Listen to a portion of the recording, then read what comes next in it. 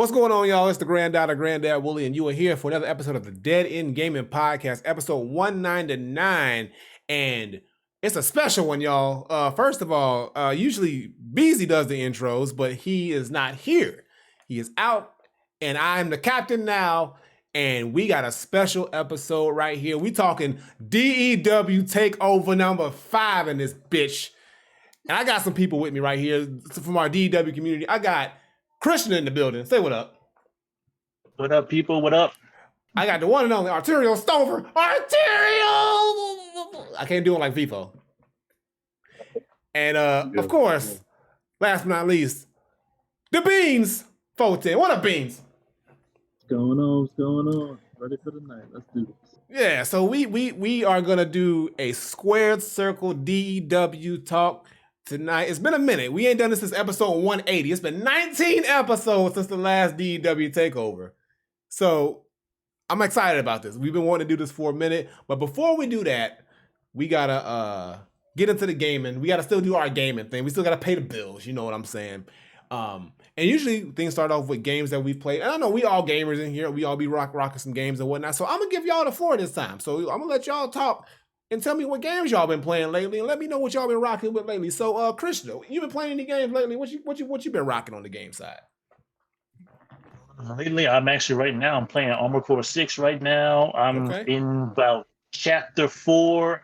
I don't know how many chapters it is, so I at least got to be about halfway. Okay. I've been getting some of my Yu-Gi-Oh in. I just recently finished Devil May Cry 5. Nice. I did Dante, Nero, and V. Then I just got finished doing Virgil, which I swept through that like it was nothing. That was so easy. Let me see what else I got on here. Other than a couple like mobile games I've been playing, one called Epic 7. That's pretty much. Oh no, I actually got back into Apex for the first time in like a long time. Okay. 5 matches to get me going, but I was able to get a dub out of it, so that was pretty good. Nice. And that is about it. All right, I see you out here putting in some work. All right, so what you got? What you been over there doing? On the gaming side? Not much.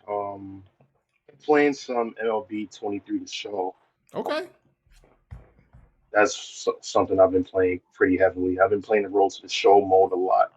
Pretty fun. I've been playing it since 2018, and I enjoy it a lot. So yeah.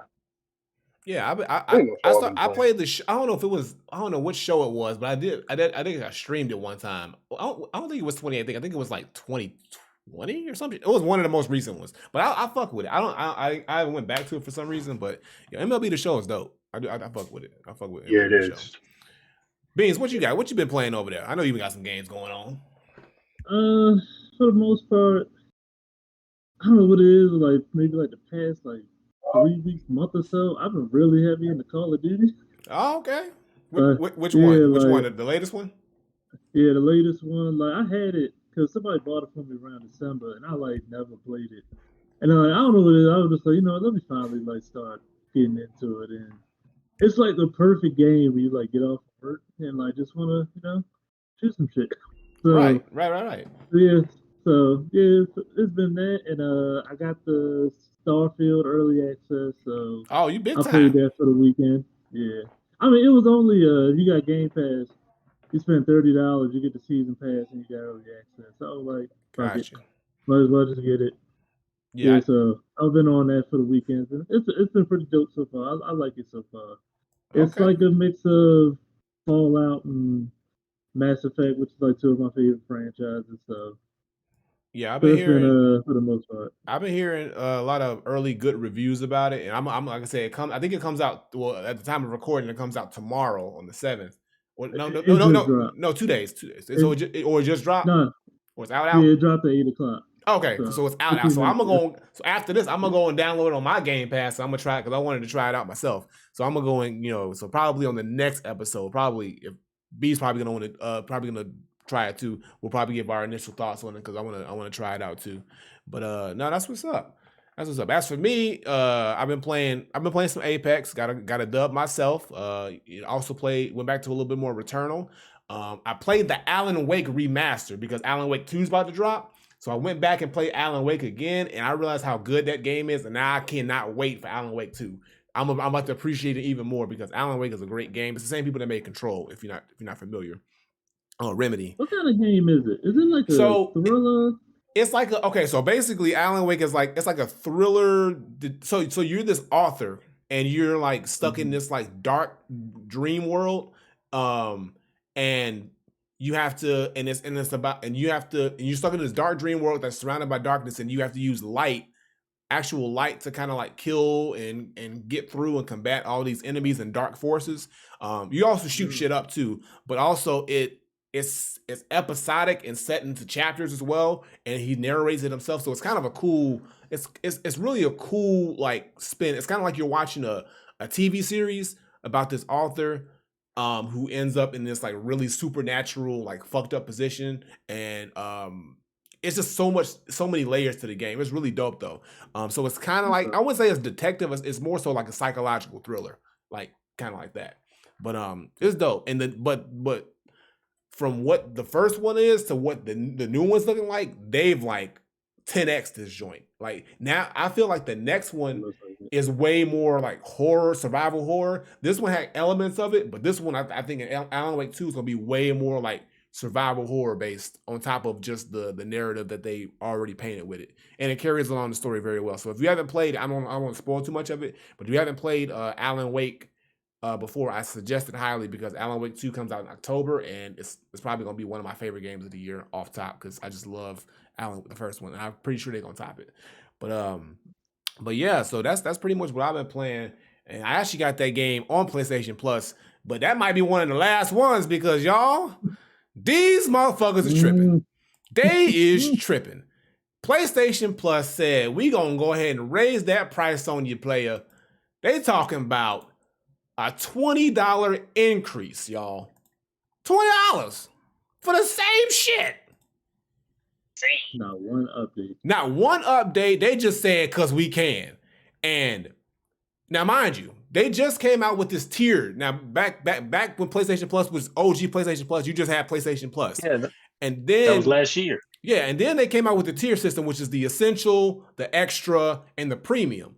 Now, before the Essential, which was like the basic, was like $59.90, like $60, and then the Extra was like $100, and then the Premium was like $120.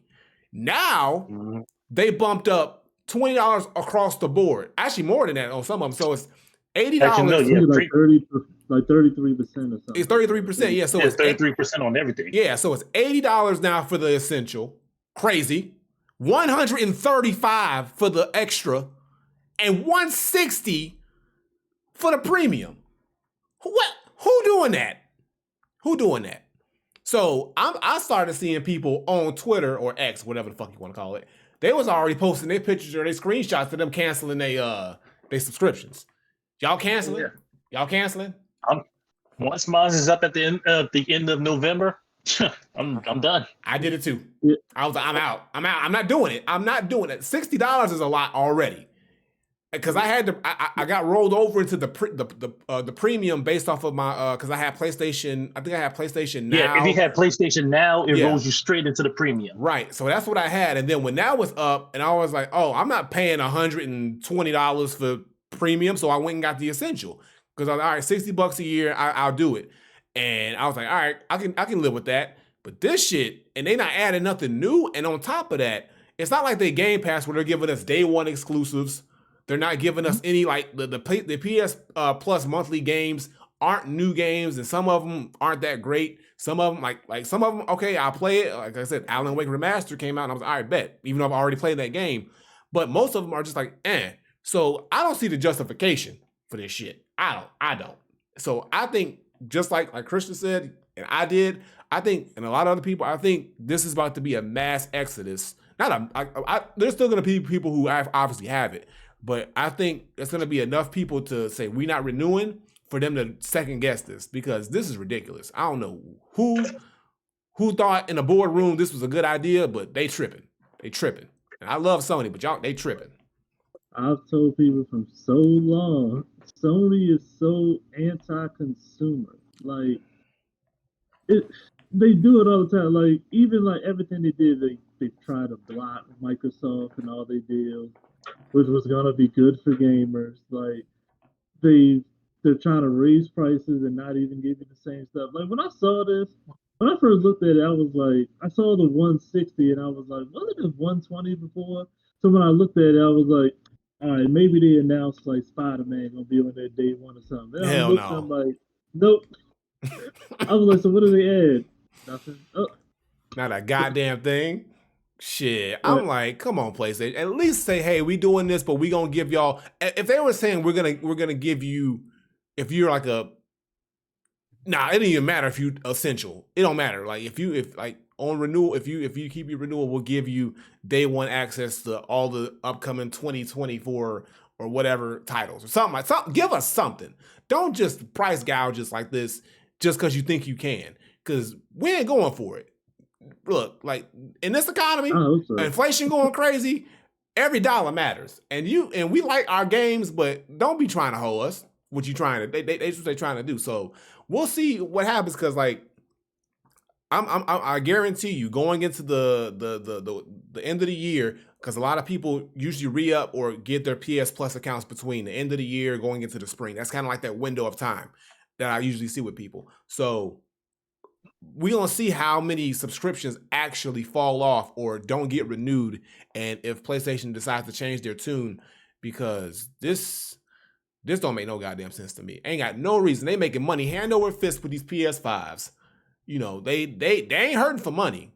So I don't get it. I don't get it at all, but I guess we'll see. I guess we'll see. Cause look, I ain't with it. I ain't with it at all, but somebody gonna pay for that shit. They dumbasses. That's the problem. People are already in the ecosystem. They just feel like I needed to go on. Like, oh, I need Plus to, play the games and all this and that. So, and then a lot of people, they just get locked in. So, like, this should have renewed. And it might be I like, guess I ain't gonna be playing online. Like, hey, I guess gaming week gonna be a little light next year for me and B. It's gonna be a lot of game. It's gonna be a lot of Game Pass next year for me and B. I'm gonna tell you that right now. I'm gonna tell you that much. Yeah, I was seeing this myself because like there a lot of people are not gonna renew because like this is retarded. Even if it goes on sale, you still ain't saving much on this at all. So like that's what I did. Like when season of games came out, that's when I got my extra subscription. I was like, all right, I'm gonna bump it up to extras on sale and all that stuff. Now, shoot, there ain't no way. It's like I'm actually glad I got my Armored Core on Steam because I was debating back and forth. Crazy. Do I go PlayStation? Do I go there? But when they said the price, I was like, nope, PlayStation. I'm like, nope, I ain't having Steam. At least I keep it forever. I ain't got to worry about dropping it or nothing. Exactly. So this is just stupid gouging. But like I said, when PlayStation 3 and Xbox 360 was first coming out and they were talking about the Gold Pass and the PlayStation Plus subscription, I was like, somewhere down the road, these fools, they're going to be hiking up the prices. They're going to control the online network. It's going to be like Ready Player One out here, and look what we got. Yep. It took them a couple consoles, but yeah, because now everything is connected to this online service now. So it's like they kind of got us, unless you just going to play single player games by yourself, which I don't mind. But then there's other games that like you do need to be online to play, and which is like, or Here's the other fucked up, and I'm gonna leave it at this. Here's the other fucked up part. If you buy your games digitally, your PS Plus account is linked to those games. So you can't necessarily even play them shits if you ain't got it. So they kind of fucked up. They kind of fucked up the game. Real quick. Anybody with a digital PlayStation 5, you screwed. I can't touch this shit no more, y'all. Hey, Xbox, holla at your boy. Holla at your boy, Xbox. I don't know what to do no more, bro. Like damn, Ron Simmons, damn. All right, well, you know what? We gonna see. All right, we just gotta come. We gotta band together as a community, as a gaming community, and stop this from happening, y'all. Because I can't have it. We can't do it. Or I guess, I got a disc drive on my shit, so I'm gonna go back to GameStop and start buying physicals again, bro. So that's why I bought the physical, just in case some bullshit like this happen. How long does GameStop stay in business now? Hey, bro, Walmart's back up. Walmart's still gonna be around. Somebody gonna be selling some shit. Yeah, somebody gonna be selling goddamn games still. But somebody who ain't gonna be selling games, them niggas at Volition, cause they gone. Yep. I was fucked up. I'm sorry. That was fucked up. I don't mean to be that was funny though. But no, Volition Saints Games. Row hit Death Row. Damn. Hey, bro, I gotta do it. So Volition, the makers of Saints Row. What else they done made? They made Saints Row. I got their list up here. Red Faction. They made See, The that's Punisher. Free Space, Descent. They made a few joints. They've been around for 30 years, y'all. 30 long years, 3 decades in the game, and they finally are shutting down their doors. They put out this statement. I'll go ahead and try to read through it as fast as possible. Like that. Yeah. Put that out there. Yeah. So they said 30 years of making games. There's only a handful of studios in the industry that have been around for 30 years, and we took a lot of pride in Volition being one of them. Volition has been around long enough for some folks to forget that we made games but they certainly know our games. Refrains such as Volition made Descent, Volition made Free Space, Volition made Summoner RPG with that hilarious video are not uncommon. Sometimes it's easier to remember the games more than the studio that built them, especially for those that have been around as long as we have. But all good things must come to an end, so it is with Volition. After 30 years, Volition has closed, and we wanted to say a few final words. This is nice that they're coming out with this nice little statement, though. To start, we know that we wouldn't be a studio without the people in it. While it may sound cliche, as those who have worked at Volition can attest, it is truly a huge family. Volition started with a team that had a vision for how to make the kinds of games that others couldn't and infused. That makes no sense to me. Others couldn't and infused that confidence. I'll get it. Throughout the entire company, we assembled the incredibly talented group of artists, storytellers, and creators who together built a culture that attracted top quality people who truly cared for each other. Time progressed, people naturally came and went, and very often returned again, but the people were always what made Volition truly special. Do all developers feel the same? We know they do, but in this case, there was truly a unique culture of people who cared about each other like a family, combined with the will and some to create the most unique games ever created. Thank you so much to every Volitionite, Volitionite who has ever worked here. You are what made this magical place. It was, it's just a lot of words, y'all. I'm trying to read this fast. You are all what made this a magical place to work at, and we never say enough about how much you have meant over these past 30 years. Beyond our development family, we wouldn't have had the studio without our extended family, our community. For 30 years now, you have played our games. Sometimes you've loved them, sometimes you've been disappointed with them, but you've always been there. We can speak for everyone who has worked with Volition, and we all say that the hard work and sacrifices we've put into these games have been for you. Over these many years, we have enjoyed working in an extremely diverse series of games, and so many of you have come along for that ride. We can't thank you enough for sticking with us throughout all this time. We loved your enthusiasm and every step of the way. Even those times that you wish we hadn't gone a certain way with Saints Row or a Red Faction or a Descent, you were always there to keep us making these games. And those of us that have been a part of Volition family are eternally grateful. Farewell. That's nice. That's nice. That's a nice little statement. That they're showing their appreciation to their team and everybody like that. They could have just easily just shut down and said, all right, we done. Peace out.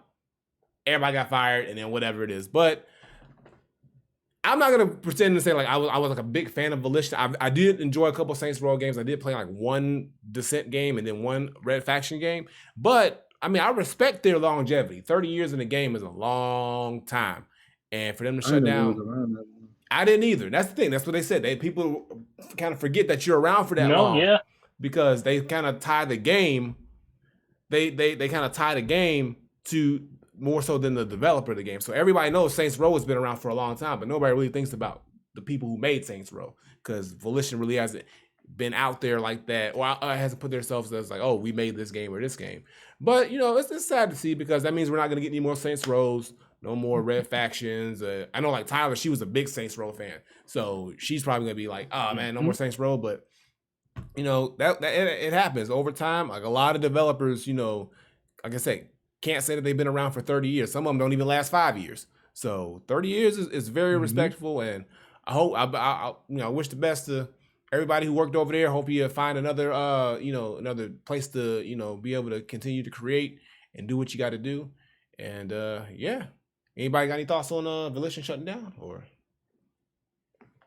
I do have thoughts because I actually been playing a lot of Volition games. Actually, the first Volition game I ever bought was Descent Free Space, and that was actually my first major introduction into video games. I absolutely love that game. For me, it's still amongst my top 5 greatest. And I always felt like the fact that you had to look up that list and probably on Wikipedia just to see how many games just shows like they've been invisible. Like they haven't put like. If you were to take the Saints Row series out of it and ask anybody just to name 5 games, nobody would get past 3. Because Red Faction was 2, 3 games maybe? Yeah. And then that's it? Yeah. So like for me, they weren't out there too much. And then for some of the games that they did have out there, they never finished the story. Like for me, Free Space 2 was one of those games where it's like if they would have came back into that story, that community is massive. Almost like Armored Core and almost like Streets of Rage. If they would have came out with that series, restarted it again, I would say like they'd be going for the next 5 years. And they've seen what Streets of Rage 4 done. They're looking at what Armored Core has done. It's just like, why y'all never touch this again? Why y'all just shut this down? So it's for me, it's like I don't want to say like it's this was a long time coming, but it's just even taking away Saints Row, they didn't produce much. I mean, from Summoner was a PlayStation 2 game, and Red Faction was PS3, PS4. So they had nothing almost for the entire PS3 genre, and like that's a long time to be invisible before you come back with like something like Saints Row. So this was just, I don't know what to say. Like, they weren't doing enough, or it's just, I don't know. I don't know. But I do say it's impressive for the 30 years that they've been around. I just feel like, they could have done a little bit more. Yeah. Yeah. I mean, I agree with that. Everybody has their moment where, they're riding high and then they have their fall off. And sometimes they overstay their welcome, and then the games just ain't hitting like they used to, and then the writing becomes the writing's on the wall. At some point, it's going to close out. I kind of feel like Bethesda was like near net right now with some of the things that they were doing here and there. And I think they're going to be around for a while still, but it's like some developers are like, oh, they were like just hit, and then all of a sudden it's like, all right, they kind of self-sabotage themselves in one way or the other. But it is what it is, and like I said, I hope everything for everybody who was working there works out for them. And then there's other like RIP to Saints Row and Red Faction, and I mean I'm pretty sure and all these other games, but you can still play them, and reminisce. But and you may be able to play them on this new console, the Lenovo Legion Go that's about to drop soon. It's a new handheld.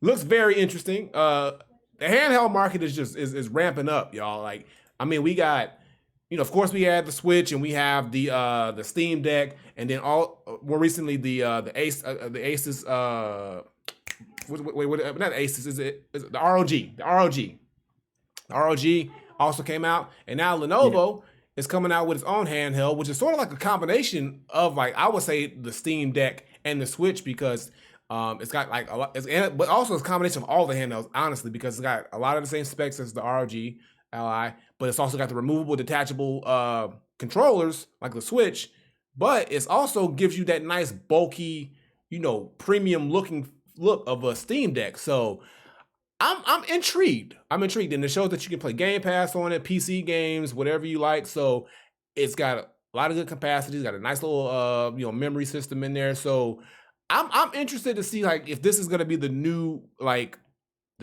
format for like console gaming coming up soon. It's like everybody wants to just take it on a handheld, because these things are only getting stronger and stronger and more powerful. I mean, I still prefer personally to have a home console, but these things are looking really good. Like every time a new one comes out, it's look like they're trying to top the one before it.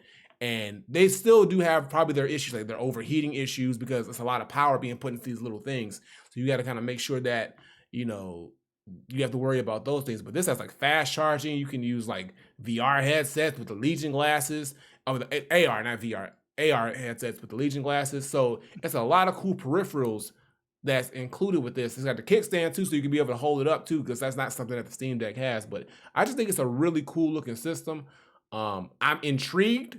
I don't see myself necessarily copping it off top, but I like what I'm seeing. So, like, first of all, I guess, how do y'all feel about like the handheld market kind of making a resurgence? Like, do y'all think it's a good thing? Do y'all think it's just gonna like die off in a little bit? Really, I look at the handheld market as like it's coming back strong. I mean, you gotta think like back in the day, all we had was a Game Boy, and at that time, PSP was the first major console trying to crack in. Say, hey, let's take your console on the go with you. And I mean, it did pretty well for a little bit, but then it kind of went away. And it's like now with the Switch coming back and with all this stuff going on, so it's like this is actually pretty good because right now more and more people are finding their time out there instead of being home. So it's like being able to take your games on the go and continue it. And the Switch idea was actually the best thing you could ever think of.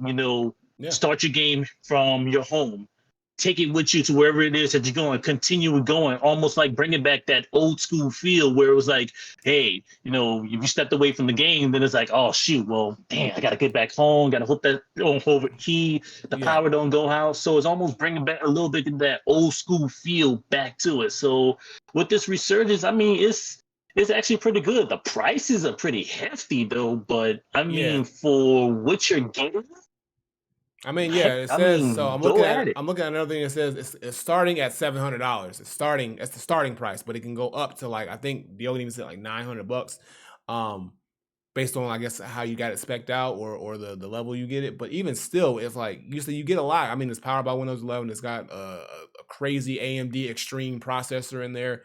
I mean, on paper, I mean, it's got the 8-point-inch screen, QHD screen. It's got a lot of like on paper it looks like it's really good, but performance is everything. Like it can look as good as it wants, but how well does it play? How well does it hold up? What's the battery life on this thing? Those are the things. Does it overheat? I mean, we've heard issues of like SD cards being melted from overheating from other handhelds. So is that gonna be an issue? Like there's a lot of things that we have to still factor into these things, because I mean, handhelds weren't meant to produce a lot of power, because OG handhelds didn't have to produce a lot of power, really. But nowadays it's like these handhelds are cranking out the same amount of power that a console is cranking out, or damn near. So they have to be able to, hold up on those extended. And then when you're playing on a handheld, you usually, let's say you're on a flight or you're on a road trip or whatever it is, you're playing for an extended period of time. So more so than if you're at home. You usually, unless you like stream or whatever it is, usually I don't think you play as much as having a handheld on you if you're always on the go. So I'm gonna keep my eyes on this one because I'm interested, because I've been looking for like another handheld. I've held off on getting the Steam Deck. I was gonna get one, but I held off on it, and then all these other handhelds started coming out. So now I have some choices to pick from. But I just kind of want to just see what this one does. And see which one I want to go with, because I do want like a handheld to really play my other games as well too, and see what that experience is like. But yeah, so but I like it. Competition is good. It's good competition. It's not. I like the fact that the handheld, I guess PC or a handheld gaming market isn't being monopolized, or just yet. I mean, there's good levels of competition being put out. And we don't just have one option to choose from. Now it's like, okay, you can choose from all these other options, and gives you variety and whatever fits your play style or your budget, whatever it might be. So I think my thing is just always the battery is just.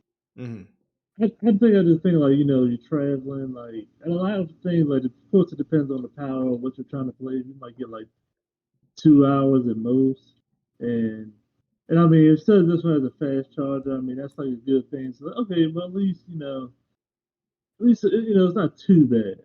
So, but it's like a lot of times you feel like you spend like $700 to $900 and you got something that can only stay up for like an hour or two. So it's like, I'd be upset about that too.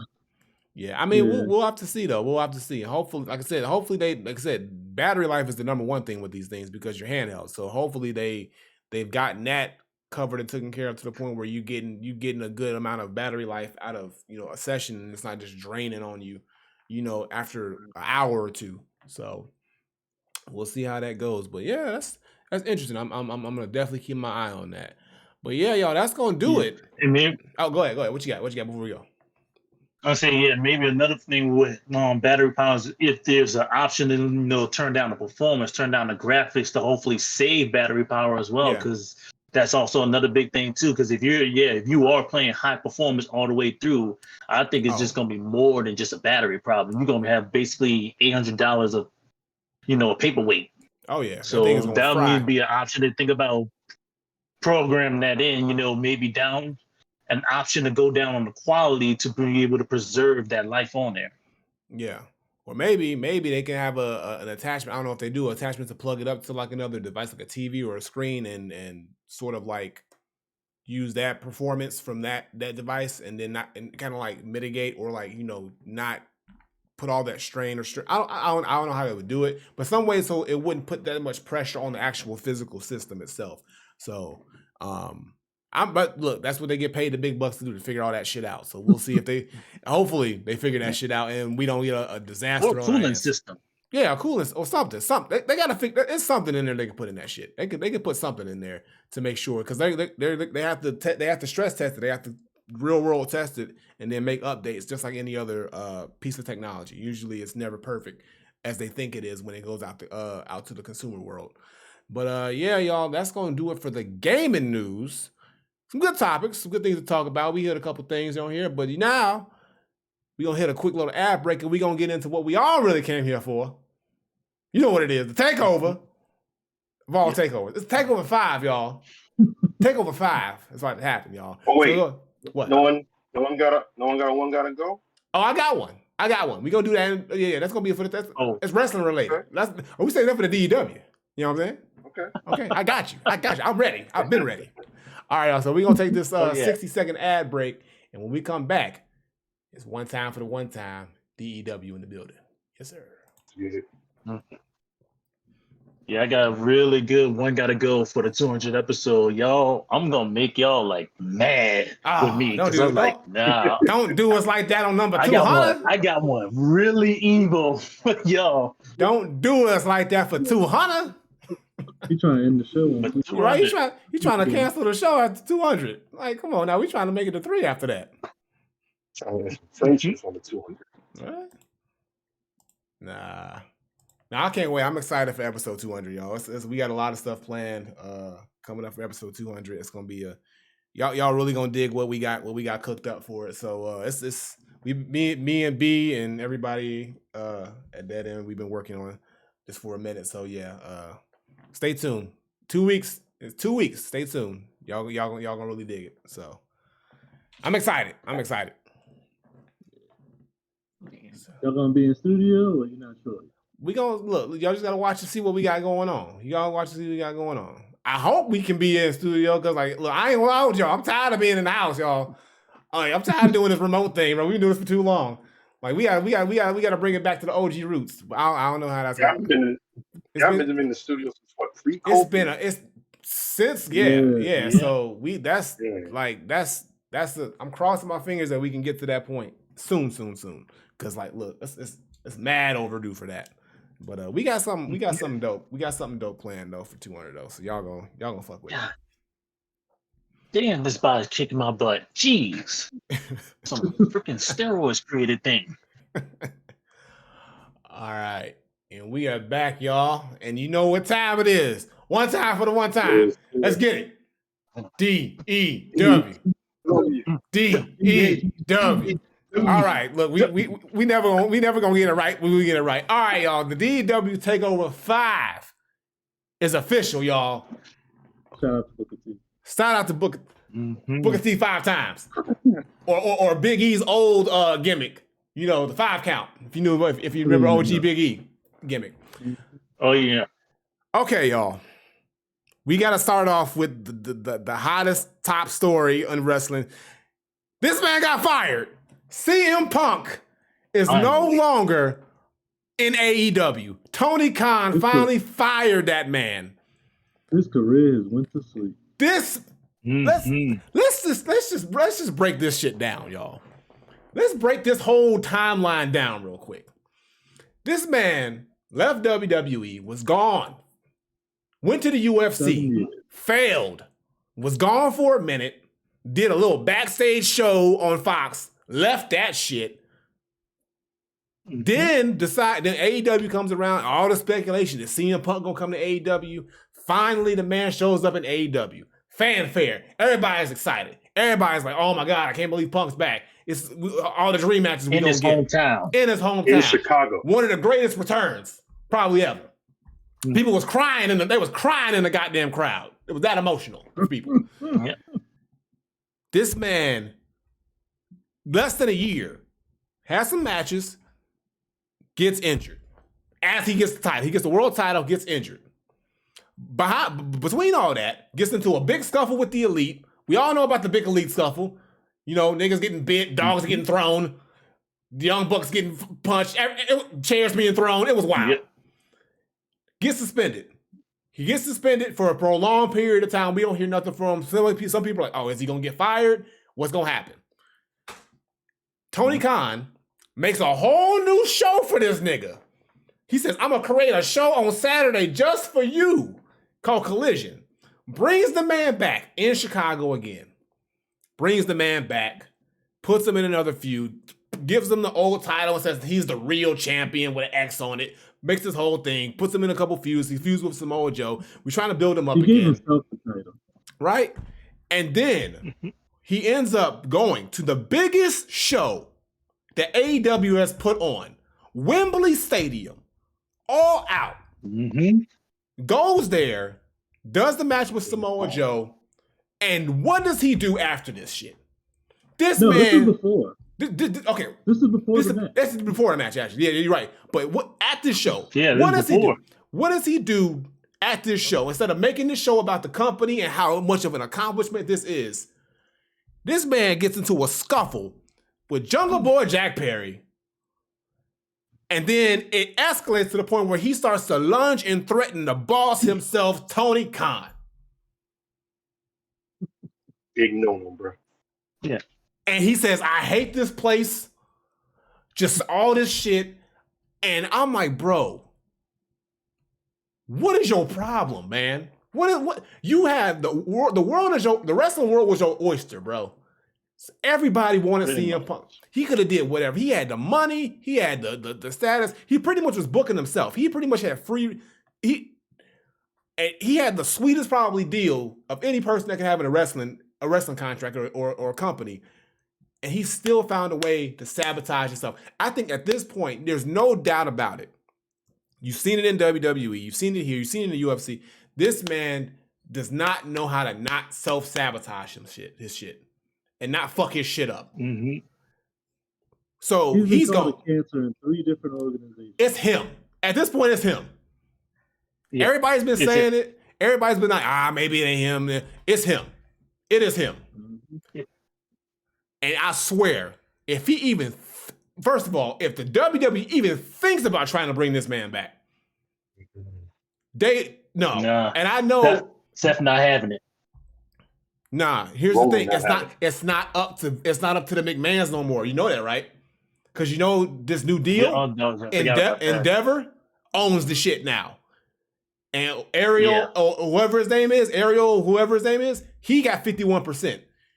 So if he decide, let's bring back CM Punk, why would you even think about that? But that's if I knew Vince if the McMahon still had full control, I'm like, he's done.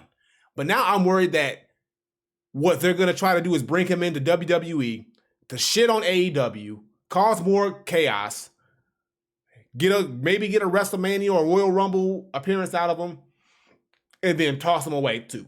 Because I think he's one. Like if he even remotely tries to pull any shit like that in WWE, he's gone immediately. But they're gonna try to milk him for something because they know he's hot right now as far as what's going on. But I think Punk has a serious.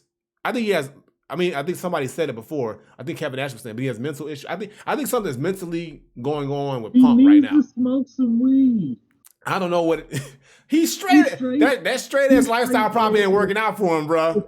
Yeah, that shit ain't even working no more. He too stressed out, bro. Something got to go on. I don't look. I wouldn't mind like take a hit one time. Just calm down, cause whatever's going on, man.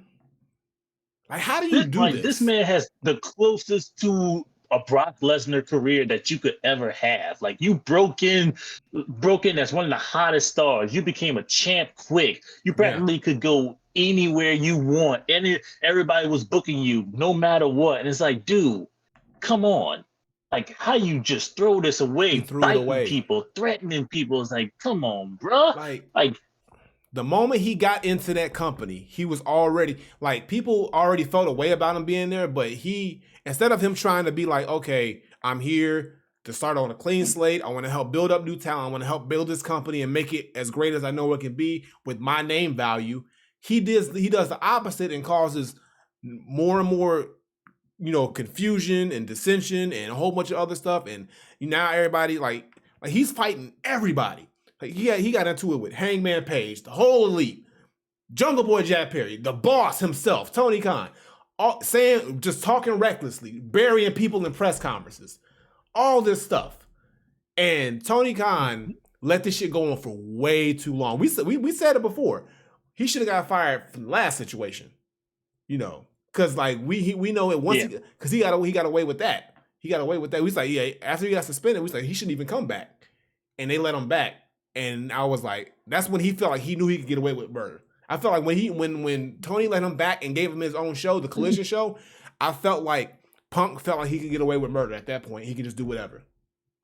Mm-hmm. And Tony had no choice, because I don't even think it was Tony.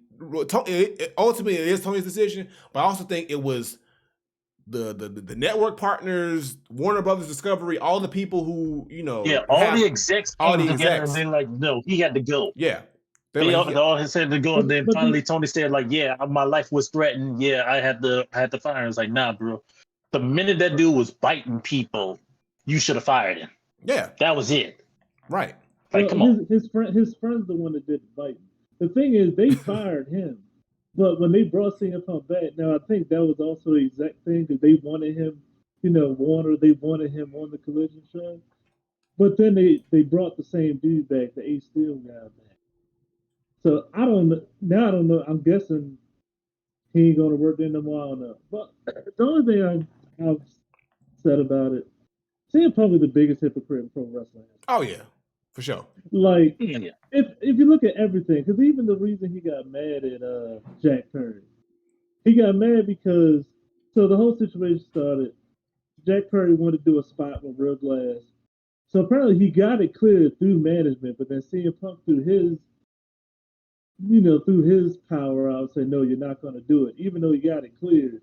And so Jack Perry came up in the match, like he did a spot with Real Glass, I guess, and he went to the camera and said, he was like, it's Real Glass, cry me a river, which is the same thing that CM Punk did when he came back for Collision, and he pretty much dissed the whole elite again, because everybody knew he was going to in Chicago. So you just, the problem, like a lot of things about I know he can't do it in WWE, is a lot of things, especially come from Vince. He does not like to set up a feud on television unless you're going to do it. That's the Vince philosophy. So CM Punk was pretty much trying to say F all that. He was like, I'm going to diss people even though I know they're not going to feud with me. Like, when he first called out Hangman, he said, the apology better be as loud as the disrespect.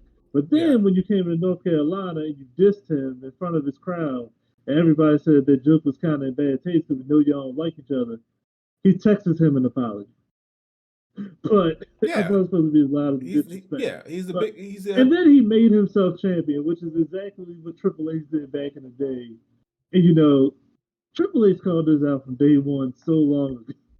Look, we gotta give it to Triple H. Triple H saw it a mile away. He saw it, and he pointed it out, and everybody was like, "Nah, Triple H just being, because he's, Vince's son-in-law, and he's now got this corporate position. He's trying to hold Punk back and all this other stuff." Nah, he he was telling the truth. Mhm. He saw it, and now I think everybody in the wrestling world is like, yeah, Punk is the problem, and like, what? At what point do I mean? And now he's fired. But what's funny is, like I said, I still don't think he's completely done. I still think somebody's still willing to pay him money to show up because they know he's going to bring attention. And I think Punk knows that. So that's why he feels like he can just act the way he acts, because he knows there's zero consequence. He gets fired. I don't know if he has a non-compete clause, but if he doesn't, which I'm pretty sure he probably negotiated not to have that either. So Yeah. He could probably wouldn't say if he did or not. right. So I'm not even. I bet you he's probably called the WWE or somebody and called somebody up there and be like, hey, like, can we work something out, or can we do, or even went up to the people at Endeavor and then just plead and or will, because he knows he can. And I think if he's burned that WWE bridge, but now a new bridge has been built that isn't controlled by the Pretty big man. much. So he can walk in there, he can go in there and he can get signed. And yeah, of course, the creative and whatnot. He can negotiate probably whatever he wants, but he's still gonna have to go through Triple H and all the creative team and whatnot. But I'm pretty sure he's gonna make sure he has some say so in how he does things if he does show back up. But I don't think it's a good business move. But from a like a health of the company standpoint. But it is obviously guaranteed. CM Punk shows up at the Royal Rumble, it's gonna be big headlines, because everybody's like, oh, he showed up to the place that he absolutely despised, or he walked away from, and now he's back.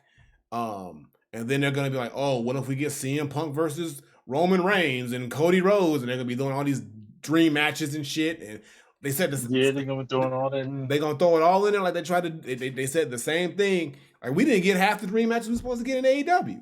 We still didn't get, all the things that we were supposed to get in AEW. So, like, I'm not even, even holding my breath for none of that shit. And then Punk is technically very injury prone. He's old. Like, he got injured twice. Yeah. While he was in AEW. So, I don't see him going at a high level. If anything, at this point, he does need to be on a Brock Lesnar schedule and contract where he just pops up and does a couple matches here and there, if he does go back to the WWE. But I don't know, man. I just think, honestly, for me at this point, I'm good with not seeing CM Punk come back in any form or fashion. Like, I'm washing my hands with it, because it's obvious he's in it for himself, and only himself. And he had an opportunity to, really write a great, I guess you can call it a final chapter of his career. And now, only thing people are going to remember CM Punk for is failed attempt after failed attempt after failed attempt at, trying to hold on to whatever legacy he has, But if he does come back to the WWE, the only thing I want to see from him is him against Lesnar. That's it. Both of them, look, end of the career match for them, because look, Lesnar's already basically, they've been trying to write a storyline for Lesnar to be out. They want him have a match in Minneapolis, because they've been thinking about putting a WrestleMania match in Minneapolis. So that's the only reason I would want to see CM Punk come to the WWE.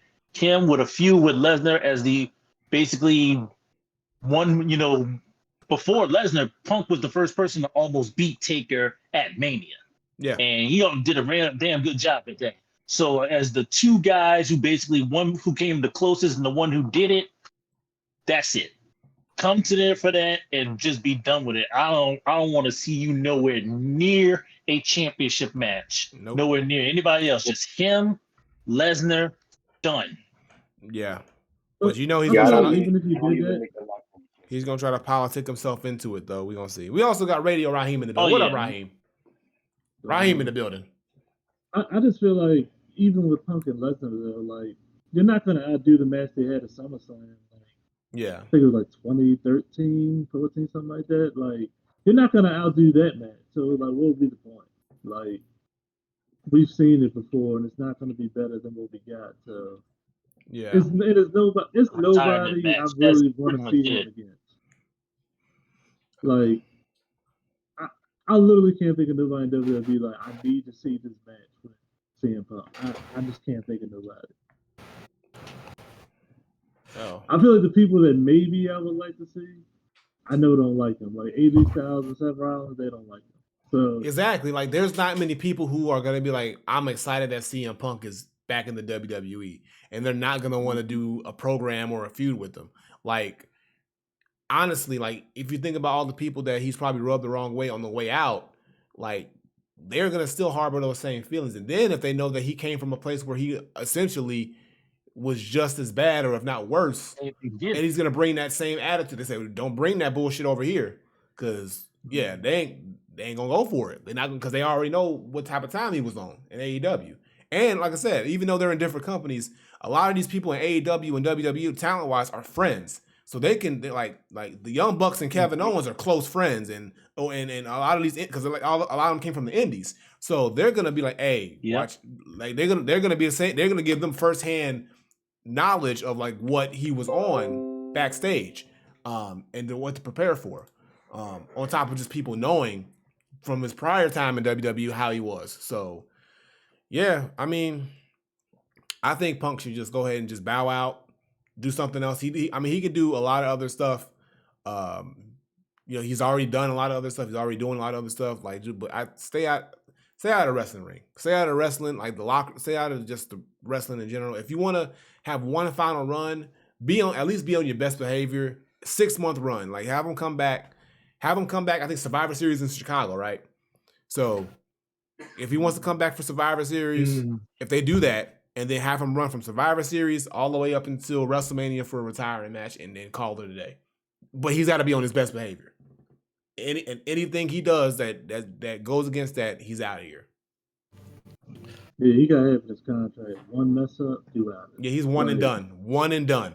That's it. Yeah. And then after that, he's got nowhere else to go because nobody else is going to pay him. The only people that was going to pay him the money he wanted was AEW or WWE. Impact ain't got that money. NWA ain't got that money. No. And Ring of Honor is now owned by AEW, so they're definitely not. That's out of the question too. So he's got no other options unless he decides to start his own wrestling company, which ain't gonna happen because ain't nobody gonna join that shit. So I would say maybe you go to Japan, but I was like, you go to Japan, but you might get. New Japan is the only other option. Yeah, New Japan. Yeah, but you think New Japan's gonna go for that? You think they gonna tolerate that shit? I think if you go to Japan, somebody will gonna mess him up. Oh, he gonna get. It's gonna look. They ain't gonna play around with that. Look.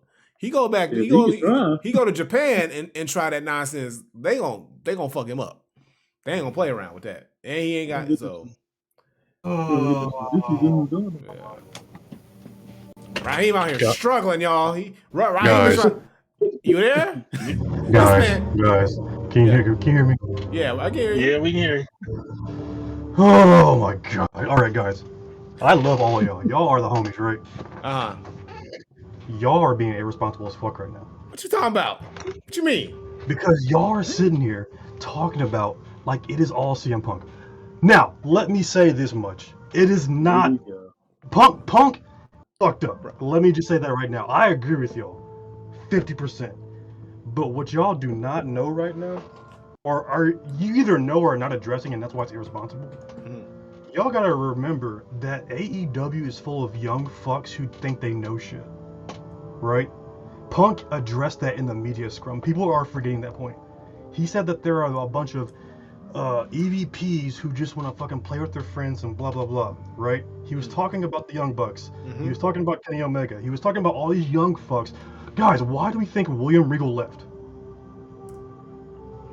Did you hear what he did? What CM Punk did to William Regal? Yeah. But he disrespected Regal too. Well, okay, that's fine. So But what do you say? But here's the thing. No. But think about it. Like, they have all of these older talents, right? Jake the Snake Roberts. They have the Big Show. I'm sorry, Paul White. My bad. Mark Henry. They have all of these veterans. Yet the shows are still the way they are. They're unprofessional as fuck. And yeah, I mean, we're talking about a bunch of like fucking things that go into this that pissed Punk off. Did he deal with it the right way? Probably not. Definitely, absolutely not. But we can't just say, yo, Punk did this and just fucked it all up. And we got to address both sides. Jack Perry ran his mouth. He shouldn't have ran his mouth. If he had an issue with what Punk said or did, then you take that shit backstage. They did. No, That was backstage. No. Oh, I know what you mean. I know what you mean during the match. Yeah. Exactly. So it's like Punk fucked up, but it's like the bigger issue here is that when is Tony Khan going to step up and be a boss? Well, he made the first step by firing Punk. I don't think he made that step. Remember, he said there was a discipline committee. What the fuck is that? What the fuck is a discipline committee? I've never heard of a discipline committee in a wrestling promotion.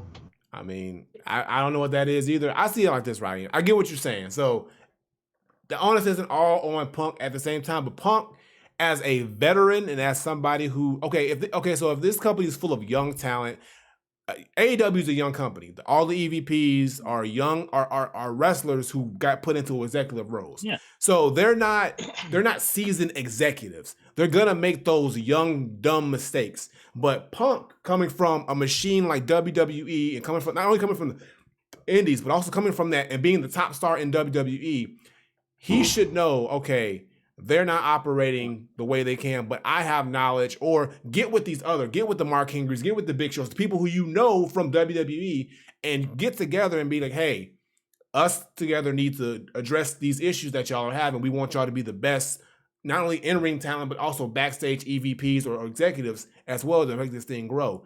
And if we have our disagreements, but let's not let this escalate to physical altercations and all these other things. Like, they, as grown as their seniors, they should not feed into that.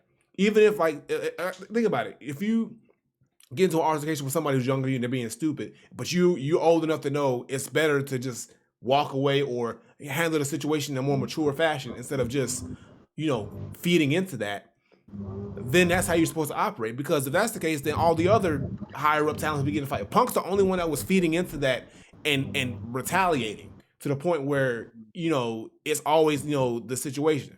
Like, so yeah, maybe Jack Perry egged him on, but he needs to be mature enough to realize, like, hey, I'm not going to fall into this. I got into this situation with the Elite before. Why do I need to keep getting into these situations? I'm not going to deal with this. And then go to Tony Khan and be like, hey, you need to fix this with Jack Perry or whatever it is, instead of going after Tony Khan and saying, I hate this place, and lunging at him.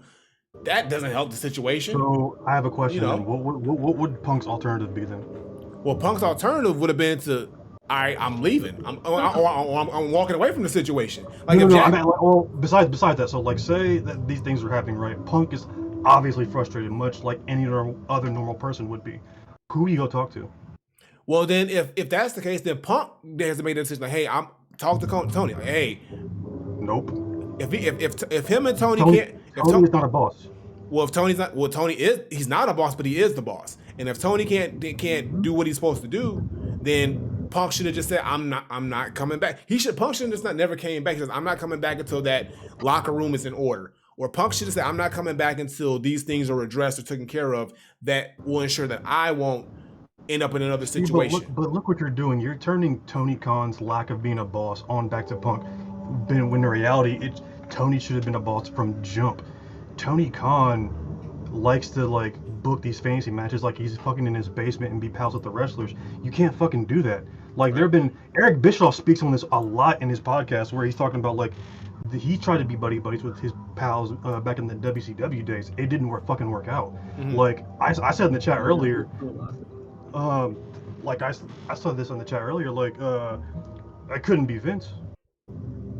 It cannot be Vince, but Vince operates on a different level, and also Vince is not Tony Khan, and Tony Khan is not Vince. They're two complete polar opposites.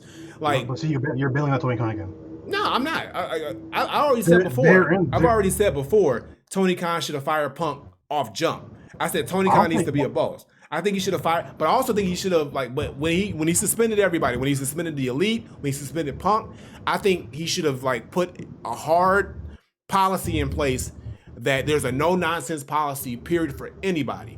So But if the executives at top, who are the sponsors, the people who are doing all these other things, are saying, "Hey, Tony, you got to get rid of this dude," because regardless of the common factor in all these situations, regardless of if it is his fault or not, is Punk's always in the situation with the Elite, with Jack Perry, with now the Tony Khan thing. Like Punk's always been in those situations. I can see if the Young Bucks were always in that situation, or Perry or Omega was always in that situation. But it's always been Punk in that situation. So they're looking at it from a perspective as like he's causing more harm than good at this point. On top of the fact that like he gets injured, he does all these other things. He hasn't been on TV. We haven't got. But even then, that's not even the case. He doesn't even call it. Like if you think about it, like he was their biggest draw. Yeah, but then so if Tony realizes that, then he should have been a boss from, especially knowing if he was bringing Punk back. All right, he needs to set some shit and some parameters in place.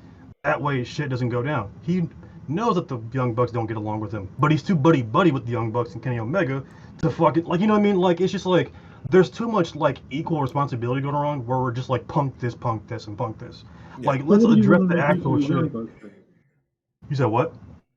Because you said, you know, he's buddy with the Young Bucks and this and that. So what do you want him to do to the Young Bucks? Like the Young Bucks were there from the inception. They were at the beginning of AEW. They helped build that company. So and that's why I hate all these Punk fans. Like, and don't even, this was funny. I'm not a Punk fan for the record. Punk was the reason I got back into wrestling. And even now, I'm just to the point where I'm like, bro, I don't want you around. Like, the thing is, like, even with, like, you know, and that's why, like I said earlier, I don't know if you heard it or not, I was like, CM Punk has a lot of hypocrisy even when it comes to this situation. Like the whole thing with Jack Perry did something that Punk did to the Elite when he first came back to Collision. Like, even the whole thing with Hangman Page. He got mad with Hangman Page because he cut a promo and said that nobody in the locker room wanted him. So, okay, now you're mad about it. But when Eddie Kingston said the same kind of promo about a few months before that, you had no problem with it. Is it because you know Eddie Kingston will probably fuck you up? Like, so it's like he picks and chooses when he wants to be mad about something. Even like you look at it, he got so mad with Triple H back in the day, you know, wanting to make himself champion. The problem with that. What do you do your first episode of Collision? Oh, I'm a champion now. Like you just make yourself champion the first episode. CM Punk he's been a hypocrite his whole freaking career. Don't get me wrong. And we even pointed out earlier, Tony Khan, yes, he's stalled, been about. Everybody knows that. Tony Khan is a fan first. Like, okay, I get it. He's not Vince McMahon. Not a lot of people are. Vince McMahon came up in a whole different era. That's what I say about all these legends. You don't need to come up in a whole era to be a boss. That's irresponsible. No. What I'm saying is the type of boss. It's the type of boss. That's what I'm trying to say. Like, it don't matter what type of boss. You just need a boss. You need to be a boss. And I agree with that. We never said he didn't. But it's like a lot of people like to come, you know, when Punk come around and they say, oh, well, you know, wrestlers shouldn't be EVPs and this and that. But it's like, without them, this company wouldn't even be made. This other job for other wrestlers wouldn't be made.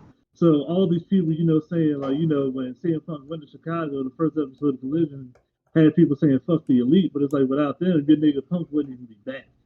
So, right, you gotta remember, AEW was around for a while before Punk even came back. AEW had to be a successful company before Punk even came along.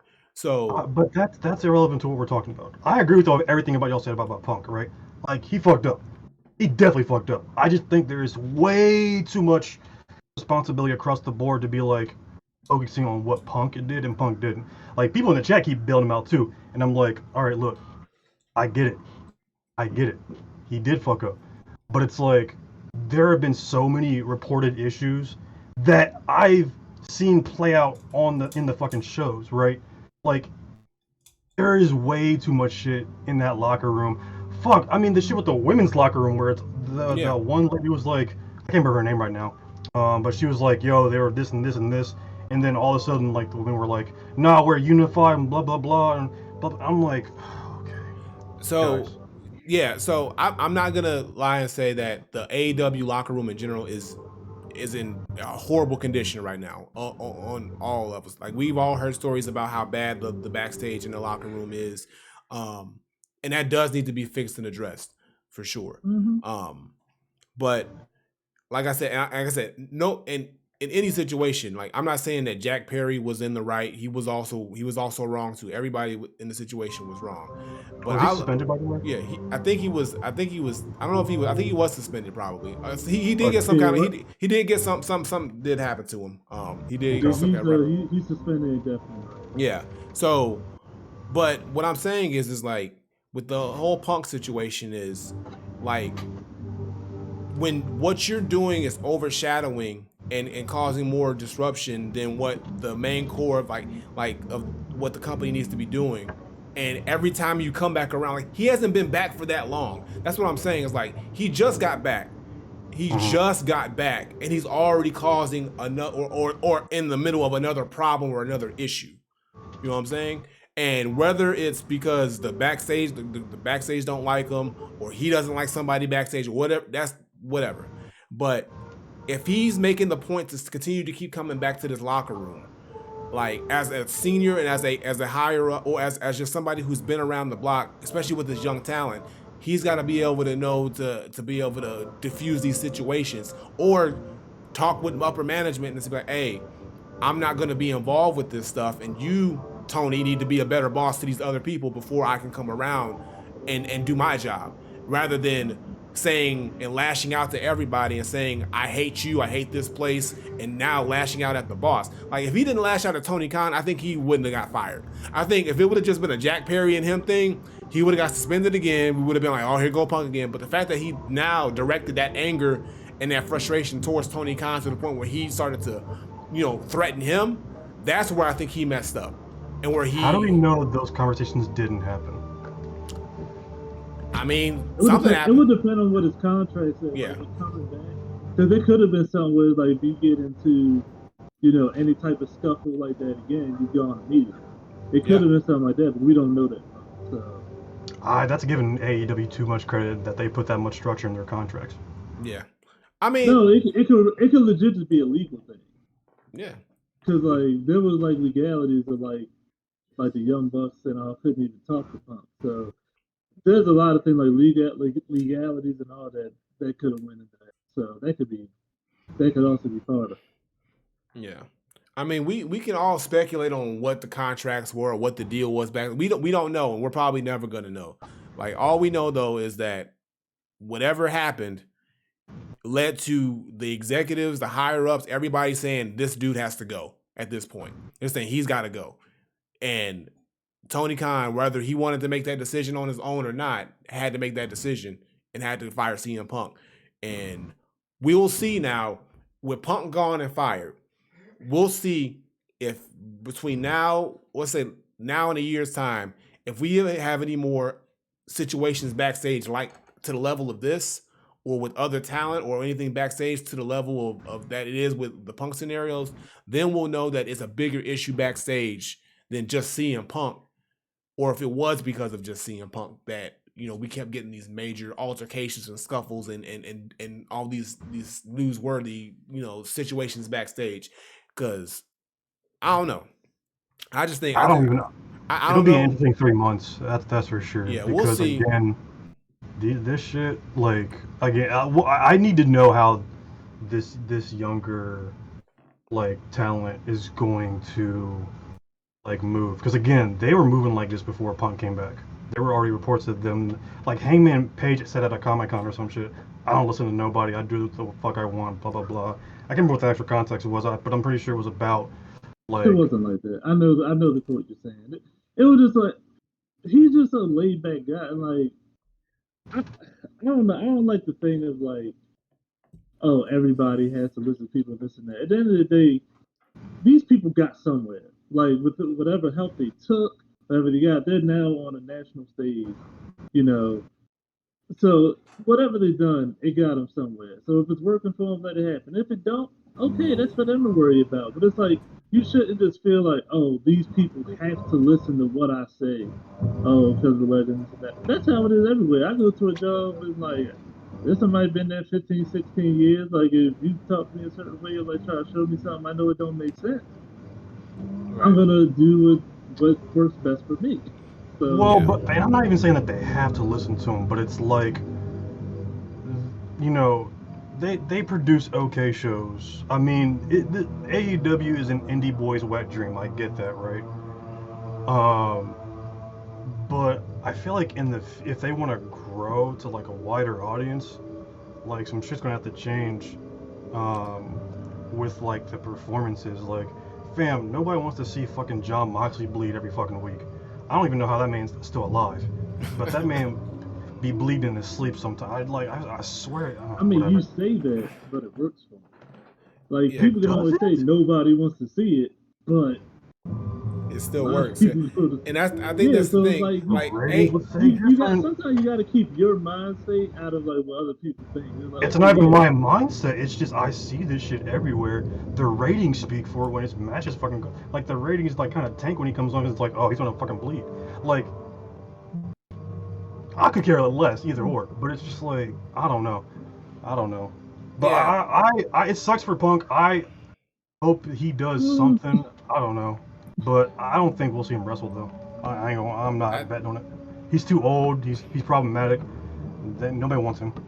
yeah. I think it's just I think Punk's gonna be gone for a while, and if he does pop up anywhere, it'll be back in the WWE. But I'm not holding my breath for that either. But it's I mean it's just it's a situation that happened. I mean it needed. I mean whether you agree with it or not, it needed to happen. So we'll see how AEW moves forward after this, and if they improve and become a better place. But going to WWE, let's switch topics. A lot happened in WWE. A lot's happened. So we had Payback. This recent was a recent PLE. It was a decent show. A lot of things happened, but the Judgment Day became the new Finn Balor and Damian Priest, they became the new undisputed tag team champions, and now Judgment Day pretty much holds a majority of the gold.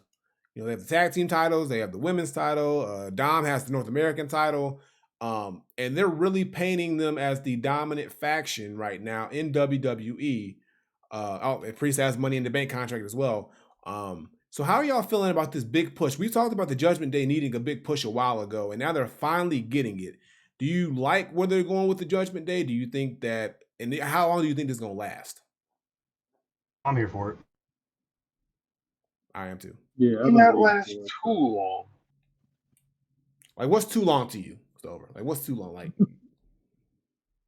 I don't know, maybe till next Mania or so, because I'm kind of paying attention to like the tea leaves, the storyline, and it looks like a cross is coming soon, in my opinion. So we'll see where that goes, but I'm really paying attention to the storyline right now between Finn, his boy JD, yeah, Briefcase, Priest. If you saw like that last segment with the Judgment Day, him getting the new purple briefcase, Finn talking about, oh, now leave the green one in here. I don't know why. If you say it's bad luck, why would you want to keep that case inside your locker room? What's going on? What's up? I'm keeping my own Priest good, man, because they building Priest up in the way that I feel like he should have been built up years ago. But I'm watching Priest. yeah. I think Priest is going to be champion. I think he's going to I don't know when he's going to cash in, but I know when he does cash in, he's going to be champion, and I think that's what's going to cause the final rift between him and Finn. Because if he cashes in on Seth and beats Seth, that's going to eat Finn alive. It's going to eat Finn up so much. He's going to try to, and it's going to double back to that whole Finn couldn't get it done. Damian got it done, and now it's going to go back to that back and forth bickering, because the Judgment Day says, oh, there's no leaders or there's nobody in charge. But I feel like at some point, Damian's going to feel like he is going to be Finn's superior, because he's like, I'm Mr. Money in the Bank. You needed me to win the tag titles, and now I'm the World Heavyweight Champion. I've surpassed you. I've surpassed you, and I think Finn's gonna probably feel the type. So I think we're gonna eventually get that.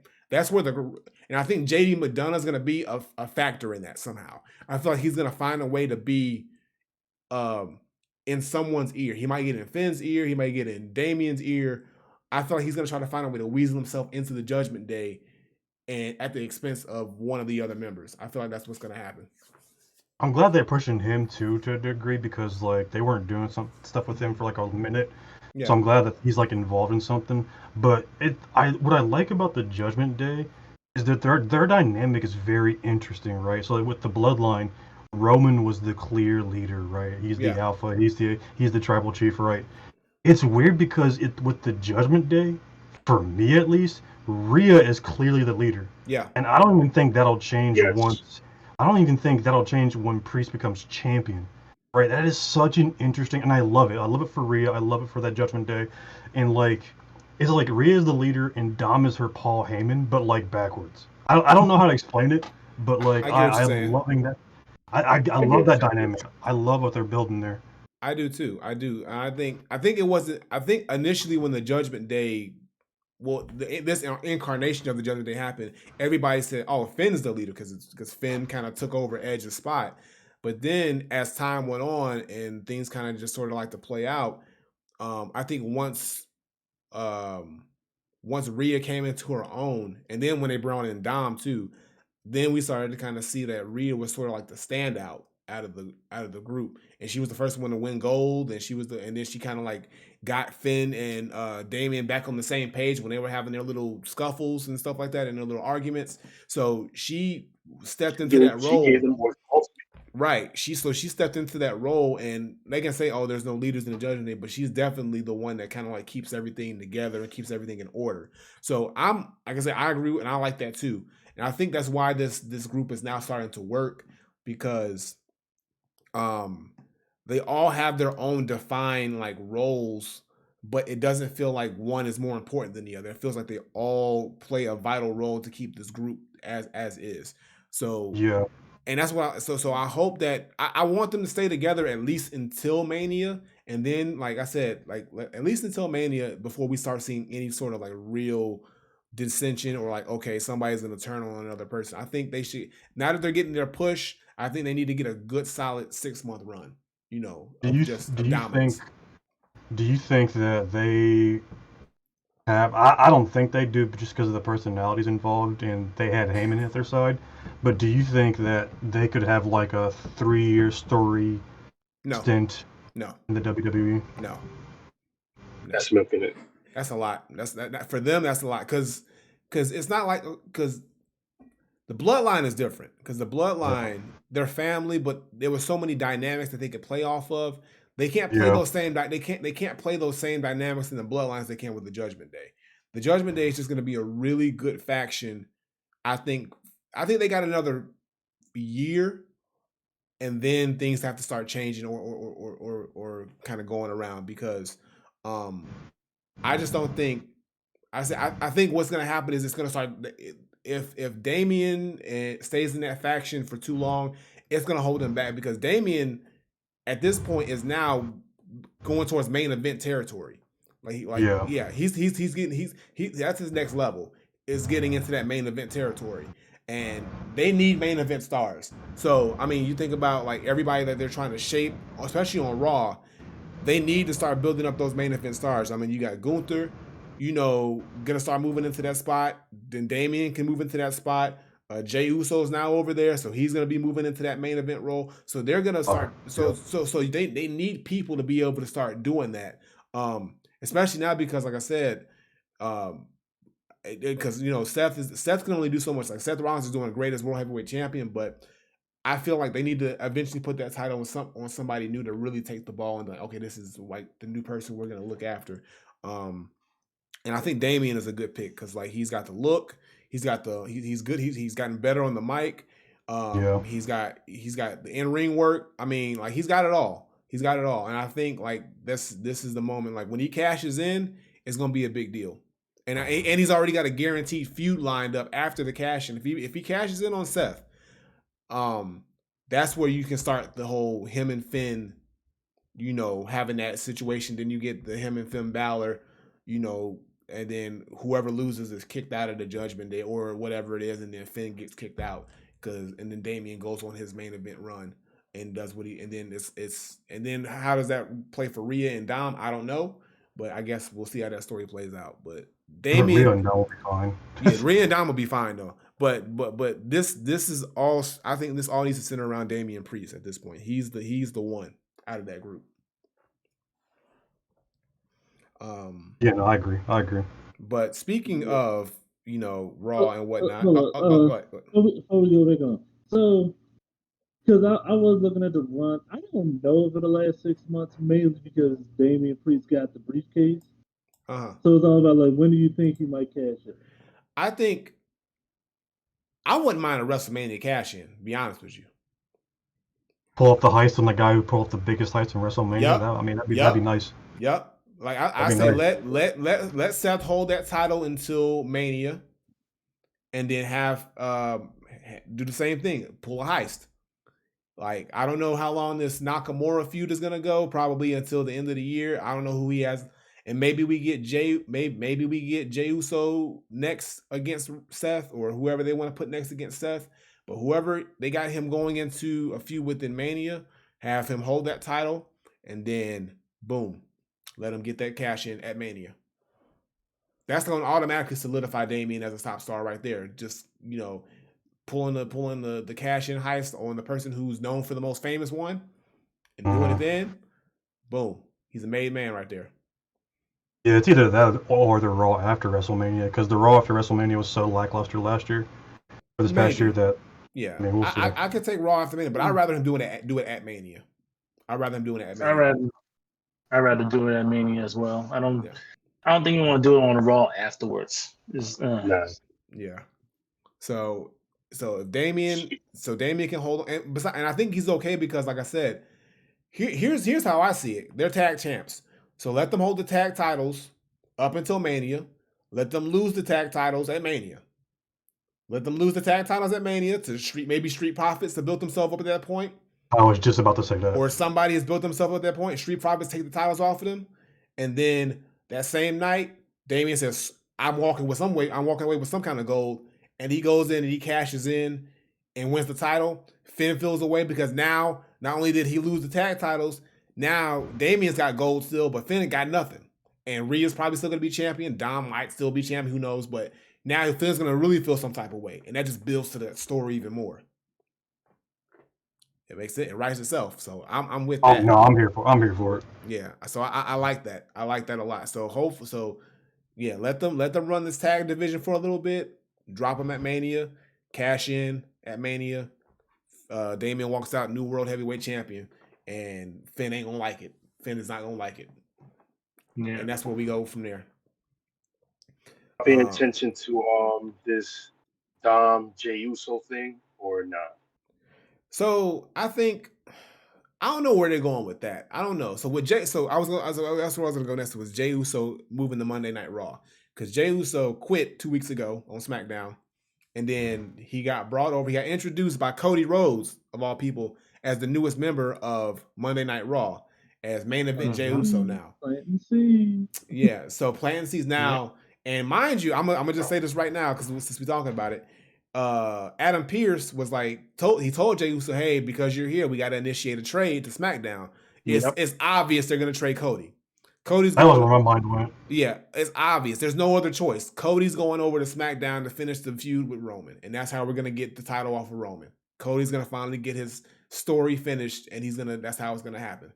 And I'm for that. But going back to Jey Uso, now, I mean, Jey is essentially he is main event Jey Uso. He's built himself up. The crowd's behind him.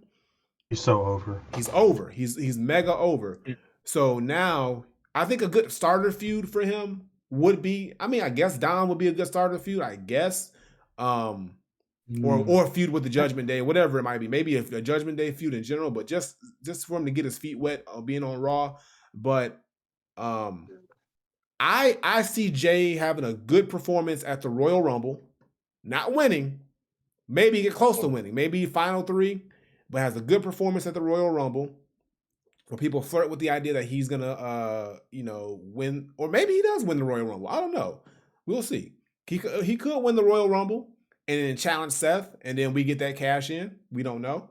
But I was gonna say, could you see him become a world heavyweight champ? Because I feel like Mania is going to be Jimmy and Jey. I can see him cashing in and having that as something above Roman, because Roman can never beat Seth. So I can see 2 things happening. I can see Jey being put into the Royal Rumble and Jimmy not, and Jay does well, and then Jimmy costs Jay the Royal Rumble by interference, and that builds that up, or Jay does win the Royal Rumble, and Jimmy, being a hater that he always is, causes Jay to lose that match against Seth, and then we get the cash in from Damian. But it's all because Jimmy messed it up, and then we get Jimmy and Jay going against the SummerSlam. Or see the seed at least starting in Survivor Series. One's gonna represent Raw, one's gonna represent SmackDown, and I think that's where that rivalry is gonna start, and I think it's gonna continue into the Royal Rumble where they probably gonna take each other out, because I mean, look, Jay ain't gonna forgive Jimmy for what he did at SummerSlam. That's for sure. Yeah. So that's just gonna be bad blood from there. So really, I see them starting this at Survivor Series. Jay on Team Raw, Jimmy on Team SmackDown, and it's just like whoever wins that feud, that's where that story is gonna lead to. Because I think Jay has to get past Jimmy to get a world title off of Roman. I think no matter what, he's got to solidify that I'm better than you, because remember, he told the stories like, follow your big brother. He's always had to follow Jimmy. Now he has a chance to put Jimmy behind him and say, no, you got to follow me. I'm going to be world champion before you, and just be done with that. So for me, that's where it's going to start at Survivor Series, both on different teams. They're going to get their moment where they're going to tag in, one's going to tag in the other. And then it's like, that's where everything's going to get wild up. So that's why I'm seeing it at Survivor Series for those two. Do we need them on a team, or do you just want to see a one-on-one match? But how do we paint that? So how do we start that feud with them being on different brands now? That's what I'm saying. Because now he's purposely on this other brand to show that he's getting away from his family. He's getting away from the bloodline. And you got Jimmy already in this thing with Solo right now. He's already wrapped up with this shit with Solo right now. So how do we bring that back to Jay without getting Solo and the rest of the bloodline involved and ended up in the same situation that we were in before? That's what I'm saying. Cage match. So what now? Cage match. Cage match. Are you talking about story wise or just match wise? Story wise. Story-wise. I mean, basically, whoever they're gonna choose as captains is just gonna choose their teams. So, or they do like they did. What was that? 2 years ago, they just randomly pick teams, and then the higher ups just say, okay, let's just pick. We're gonna pick Team Raw. We're gonna pick Team SmackDown. They both just end up on there. That's the weird part. Are they just gonna let the captains pick, or is just higher ups just gonna put the teams together again? Because I don't think there's gonna be a War Games this time. Yeah, they did War Games last time, so they didn't. So if they do War Games again this year instead of just a traditional 5-on-5 Survivor Series match, I'll be more inclined to think, okay, with War Games, well, how would you do that either? Because War Games would have to be more so faction. So yeah. So it would be sort of War Games is what, 5-on-5? 5-on-5, yeah. So what I could see is this possible. It could be 4-on-5. Because I'm thinking it depends. Unless they find a way to bring the bloodline is you got Roman, Jim. Well, the bloodline is fractured because you got Jimmy. It's just Roman and Solo. It's just Roman and Solo. So you can't incorporate the bloodline into this because it's just Roman and Solo. Because Jimmy's sort of like doing this. He's gone rogue and he's like doing his own thing. And Jay says he's completely out. So yeah. You don't know what you want to do. So basically, yeah. So Roman, Solo, and Paul Heyman, they got nothing to do with it. So this is basically just, sooner or later they're gonna have to clash heads. Yeah. So Survivor Series basically is the perfect spot. It's Raw versus SmackDown. Clash heads right there. You don't need nothing else. I kind of hope they don't do that this year, though. I'm kind of tired of the Raw versus SmackDown thing because there's no incentive. Yeah. But they didn't do it last year. They did. They just did a regular show and they did the War Games. And before they used to do like champion. I wouldn't mind if they do it this year. I like if they alternate. So they do it this year, but then don't do it next year. Yeah. I mean, as long as they come up with something that makes sense storyline wise, but it's so much going on. That's what I'm saying. They have to just iron so much out because there's so much going on with the intertwining of these stories. Because now, we haven't fully finished this bloodline story, but now Jay's being sort of incorporated in this possible Judgment Day thing. But Cody Rhodes is also sort of mixed up in this because he was the one who kind of brought him in, and we know he's going to go over to SmackDown eventually as a Not trade. Yeah, but not before he goes through Drew. Right. Because Drew has made it clear, like, if he gets a problem, if he has any problem with Jay, he's going to Cody. So those two will have a matchup at least before Cody gets traded. Yeah. So it's so much. That's gonna be fire. Yeah, that's gonna be good. But there's so many moving pieces to this. It's like I'm just interested to see how they really iron this whole thing out because they got to have by some. Well, it's WWE, so they usually don't. But by Survivor Series, they got to have their ideas of what they want to do going into the Rumble, or how to start piecing those storylines together. So I just want to, I'm just intrigued to see how, with all these moving pieces and these movements and these changes happening on the fly, or not on the fly, but all of a sudden, just how that sews up these storylines. But all I can say is, what I want to see by Mania next year, I want to see Damian Priest as the new World Heavyweight Champion, regardless of who's the champion. I would like it to still be Seth. Jey Uso, either if he's deep in a feud with Jimmy, or Jimmy is costing him his match at the title or whatever it is. But that feud is either started or already or in its beginning stages. As far as Roman's concerned, I don't know where Roman. I mean, it's going to be Roman and Cody. If Cody gets traded before year's end or at the top of the year, we're getting Roman and Cody. But does Cody win the Royal Rumble again? No. I think Cody wins the Elimination Chamber. That's what I was thinking. I think that's it. I think he's gonna go for the Rumble, and like Solo or somebody might take him out. Yeah. And then he'll probably win. I think. Okay, so Cody wins at the Chamber. Cody wins at the Chamber, and then whoever wins at Royal Rumble most likely is going to challenge Seth. Which, like I said, maybe it is Jey Uso. I think Jey Uso would be a good pick to win the Rumble. I think it would be good. Yeah, I think I'll be good. Okay with Jey Uso, knowing that he's not going to win the title because, like I said, Jimmy can get involved. He can, or whatever it is, and ruin it for him, and then that gives us the opportunity to get the Damian Priest cash in. But I think Jay would be a good pick. That would be my number one pick to win the Rumble this year, Jey Uso. Jey Uso. At the end of the day, I trust Papa H.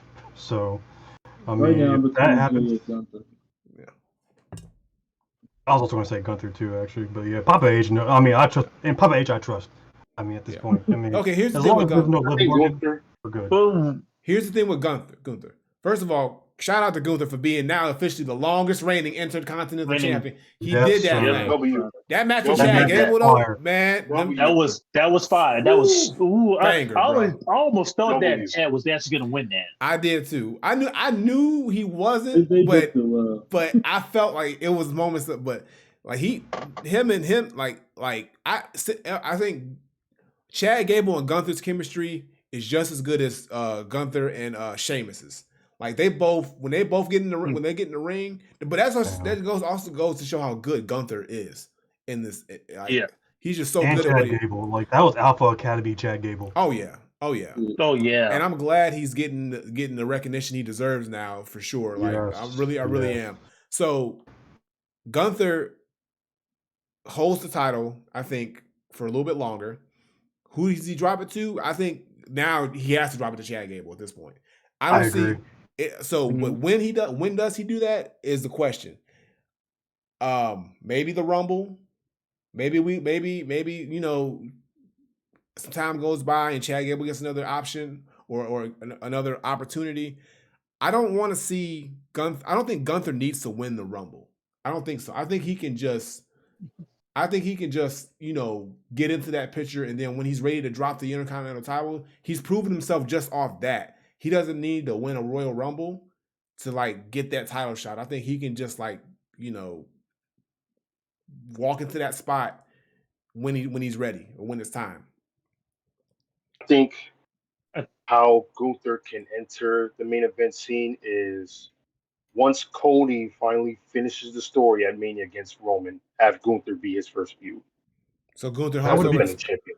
Gunther hops over to SmackDown in the trade. Yeah. Okay. Yeah, I think that'll be a good first feud for Cody. I think. Plus, don't forget, they were the final two in the Rumble. That could be a little storyline callback or whatever. Okay. Mm-hmm. Okay. So Gunther holds the title, the IC title. I say until like Crown Jewel. Crown Jewel is a big enough spot for like, hey, you made it this long because not do it. We ain't gonna do it that fast. They do it at Crown Jewel. Give him big match, good opponent that sets him up for. Matter of fact, that sets him up for Survivor Series. He can participate in a team match that gets that chemistry going into Mania. So yeah, Crown Jewel is a good opportunity for him to drop the IC title and maybe break up Imperium because we're seeing a little bit of the cracks, but I think it's time for Ludwig to start doing his own thing because he's too good to be tied down in a tag team division. He's got good singles career vibes on him. No, as far as Giovanni, it always sounds like he's about to be replaced. They've been looking at Dragunov coming up, but right now, God, I think don't Ludwig. Don't do that to Dragunov though. Dragunov is good. No. Do it. I want to see Gunther Dragunov like 4 or 5, whatever it is at this point. But, or okay, how about this? I don't know when they're gonna bring up Dragunov at all, but I think, let's be honest, we all want to see another match with them. Why not? Mm-hmm. If they don't give it to Chad Gable, I do not mind them giving it to Dragunov. Have him come up, and then have them just go for another run back, and maybe do a surprise title switch. Like, hey, he comes up, Gunther didn't expect it. They have a banger of a match, and then Dragunov beats Gunther. And then I'll be shade to the NXT. I see nothing wrong with that. I'll be with it. And then it automatically puts him on the map in the main roster, Dragunov, as like, oh, who's this? Like, if you didn't know from NXT UK and everything like that, they're like, oh, this dude just came in, he just beat the longest reigning Intercontinental title on his first night. Oh, that has to happen now. The way you just put that just now, I'm sold. I'm sold. That's what I'm saying. Like, I'm sold. That's what I said. Like Dragunov, like they've been eyeing him for Imperium, but yeah, like have him challenge Gunther coming up at Crown Jewel, like as a surprise opponent. That sounds real good. I'm with that. And it's a win-win for everybody.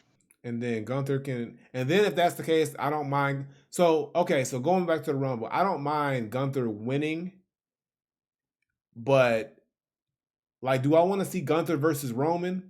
I don't know. I don't think so. It would be interesting. That needs to marinate a little more. Yeah, that should have happened a long time ago. Right.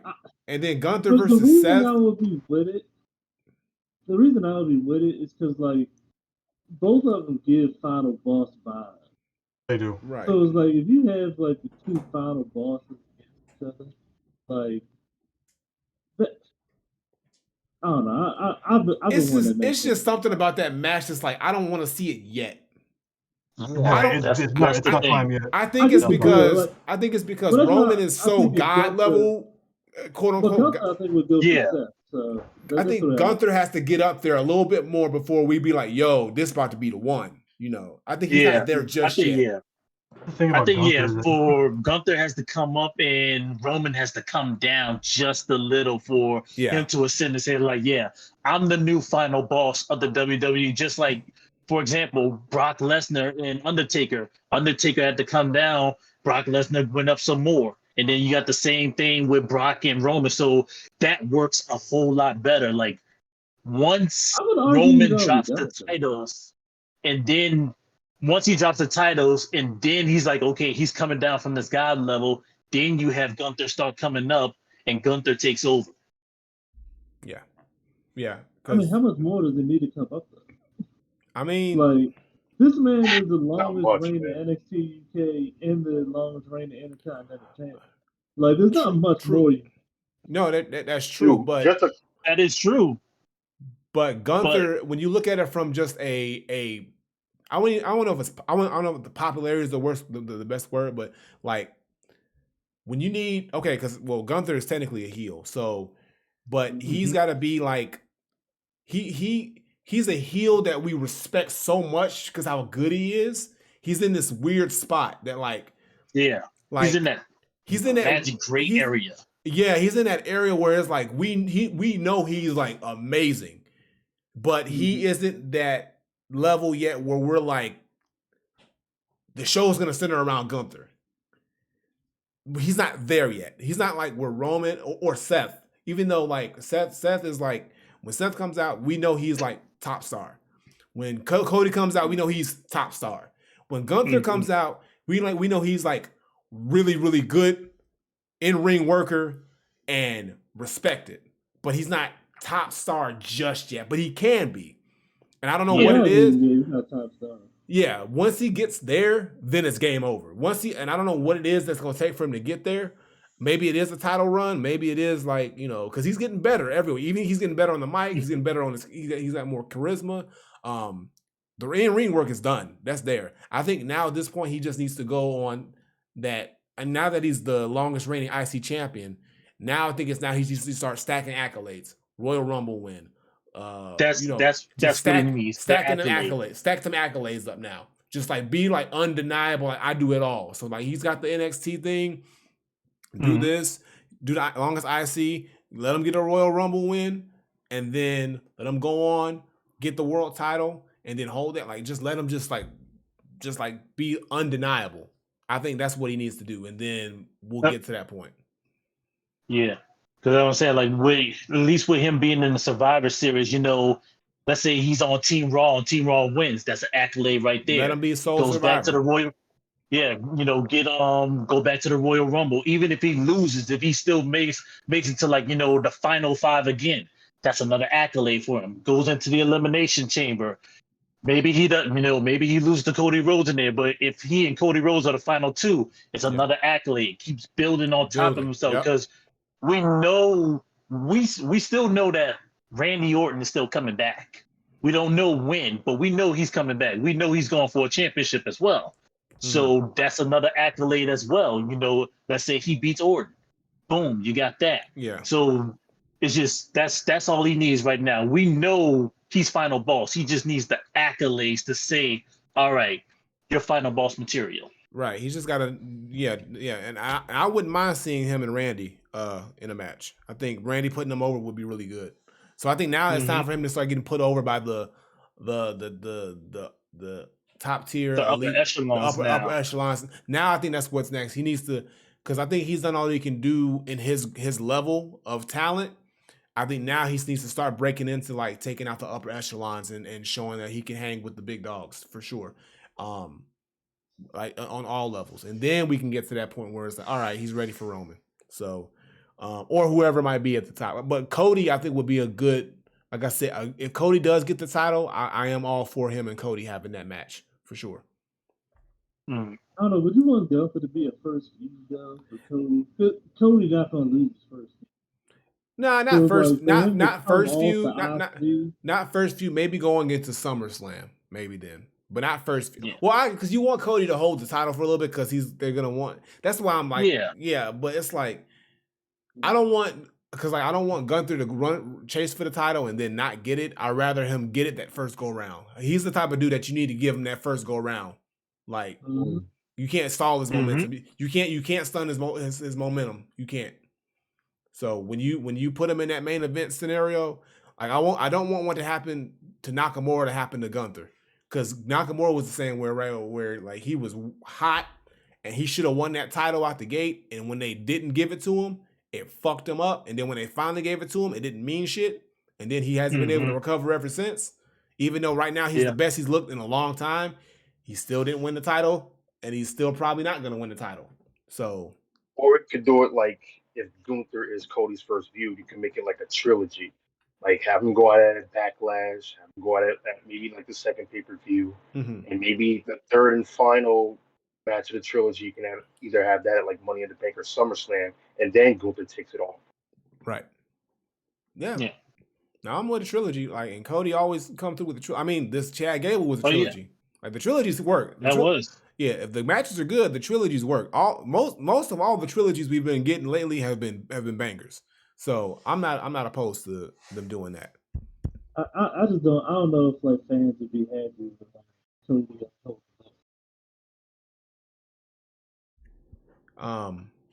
But yeah. So anything else before we get into this one gotta go? But this was good. We talked about we didn't cover a lot so far. But I'm trying to think. Is there anything else that we did not mention, other than what we said before?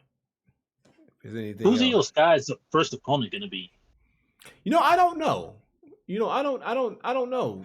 Like I feel like it should be Asuka, but I feel like they're gonna do some BS and make it Charlotte and Asuka. Nah. Because Charlotte always gotta be in everything. I think it might end up being. Came down Friday. It might end up being Bianca since she did win the title off of Bianca. Because Bianca technically won that triple threat match, was champion. Then Io comes out cashing on her, so they might end up running that back again. Yeah, but I think Bianca needs a bit of a break. So she's been away for a little bit. I think she needs to rest up. I think there's other people we can bring on. I mean, I guess. I mean, Bianca's Asuka supposed to be taking a break from what I saw. Yeah, Bianca needs to take it. She needs a well-deserved break actually, because she's been carrying the division for a minute.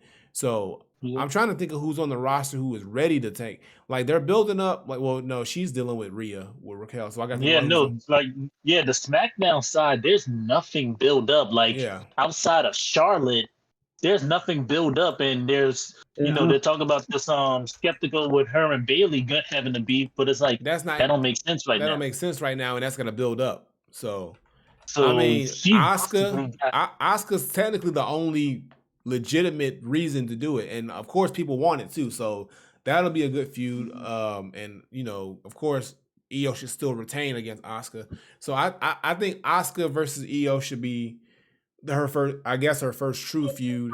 And then if you want to bring back Charlotte or Bianca after that, you can do that. And then in the meantime, we can plant the seeds of Bailey being, jealous or wanting to turn on Io or whatever it is. And then we get Io. Io and Bailey would have to be like a WrestleMania scenario, because we've already seen the seeds planted, but that would have to be something on a bigger stage but the story has to be there at the same time too. Or maybe even a triple threat with Damage Control. Like they all just go off the rails, and then we get a triple threat, Dakota, Io, and Bailey for the title at Mania. Maybe. But even Dakota, she's still got to get medically cleared as well. True. Yeah, because she's not ready to go yet. So, but if she's better by then, it's in January. Yeah. So that would make sense. Like they all kind of just like not fizzle out, but they all kind of just like, have their own thoughts and ideas, and they just say, we're going to settle this at Mania for the title. So, or they put if the women, do they still got the women's tag titles? What happened? They got, who's, or no? I ain't heard nothing about them. Are they done with those? Oh no! Chelsea Green and Piper Niven have it, they had the tag titles. Piper Niven is just dealing with a reoccurring illness, so they're not dropping the titles anytime soon. Okay. So, if anything, I guess if that ain't gonna happen, then put the titles on Bailey and Dakota when she gets better, and then they can give, them something to hold. Then you also got the Sonya Deville problem too as well. So that might end up being a feud between Sonya and Piper on who's going to be Chelsea's partner. Yeah. That's going to be like another year. She tore her ACL. She's going to be out of the year. So. Yeah. Dakota said on her Twitter stream that she ain't going to be back until at least January. So Rumble season. Now Raheem in the chat saying Kairi Sane's. I heard Kairi Sane is trying to come back too. So Kairi Sane returning might be good. That is true. I mean, well, where's she go? Does she go to Raw or SmackDown? I mean, she needs to go to SmackDown. Because they need her. They would need her at They would need her over at SmackDown more than they need her at Raw. Yeah, they would need her there because once Io beats Asuka, then she's got nothing else built up over there. Like there's nobody ready. Right. So she needs something to at least last her. Yeah. I feel like Raw got Raquel in it. Yeah, well, Raquel's dealing with Rhea right now, so she's dealing with Rhea. Yeah, she's gonna. And then after that, Rhea's end up gonna get Liv afterwards, and then we go from there. Yeah, and you got Shayna as well. Shayna Baszler, she's probably put Shayna in the picture as well. I was gonna bring Shayna, Zoe Stark. So the Raw side is fine. They got everything built up. It's SmackDown. Basically, the entire roster just doesn't have nothing over there. Yeah. Because even with Ray with the U.S. title, okay, you went through Theory. Who's next? It's nobody. Like SmackDown, like it's just real. It's real. It feels real empty and hollow. Even the shows feel that way. Like so. I don't know. Maybe they need to just they need to definitely switch some things up or just start pushing some other people. Maybe I don't know. Maybe I don't know. Maybe Shotzi can start getting a bigger push. Because they were doing something with her, and I know they were doing something with her and Bailey. And then I don't know what happened with that, or if that's still going on. Cutting their hair and going with the new look. Yeah. And then we'll just because Shotzi beat Bailey because I think like Charlotte came out to help because even playing. Right. Yeah. But we'll see. And if it's case, maybe they need just to move some talent from Raw, do some trades. Like maybe it's time for a trade season, and then move some talent from Raw to SmackDown and vice versa, and kind of just like shake some stuff up. But that was the point of the draft. But it's like they sent all the top people from SmackDown to Raw, and it's like you gave this draft was SmackDown bullshit. Leftovers. Yeah, the draft was bullshit because like they didn't really hold on to what they were supposed to hold on to. So I don't know. See, I felt like with the draft, I felt like Raw got all the men stars and SmackDown got most of the women stars. Yeah. So you think SmackDown still got Charlotte, Bianca, all of them. Or they need to start bringing up some more people from NXT. But you had Isla Dawn and the other girl, but it's like they didn't disappear. Right. And you got Casey and the other one is like, okay, they show up like once every month, and it's like where is everybody? Exactly. Yeah, I don't get that. So Grayson Waller with his Waller effect is like, dude, I'm tired of your damn talk shows. Do more than that. Yeah, they're trying to turn him into the new Miz, Mm-hmm. We already got that. His name is Theory. We don't even like that. Right. I don't know, but we'll see. I mean, we'll see what they plan on, what they got going on. But it's just a matter of time before we gonna get another shakeup of somewhat. But like they are bringing all these new talents, and they're all not fully developed yet. But we'll kind of just see how things go. But there are a couple of talent that are starting to break through a little bit. So it's just a matter of just giving it some time and seeing what creative does with it. But like the Karrion Kross thing. It's been a year now. What are we doing? Bro, I give up. I give up on him. He's a depth. He's a depth guy. That's the way I see it. It's a dud. It's a dud with him for real.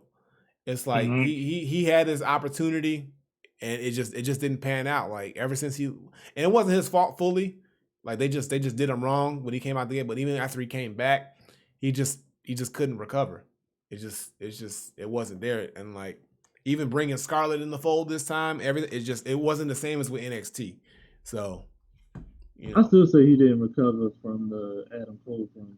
No, Adam Cole cooked him and like told the truth about him. Like that combined with the way Vince put him on the main roster. Yeah, I feel like both of those things he just couldn't. Yeah, that's true. But Johnny Gargano again too. That Ciampa, Gargano, Ciampa, all these. Yeah, it's just like they. Well, Gargano and Ciampa, they're both on Raw, so it's like. Yeah. Like I know Gargano was hurt, but I feel like he's been cleared. Ciampa been doing this thing online, like he was.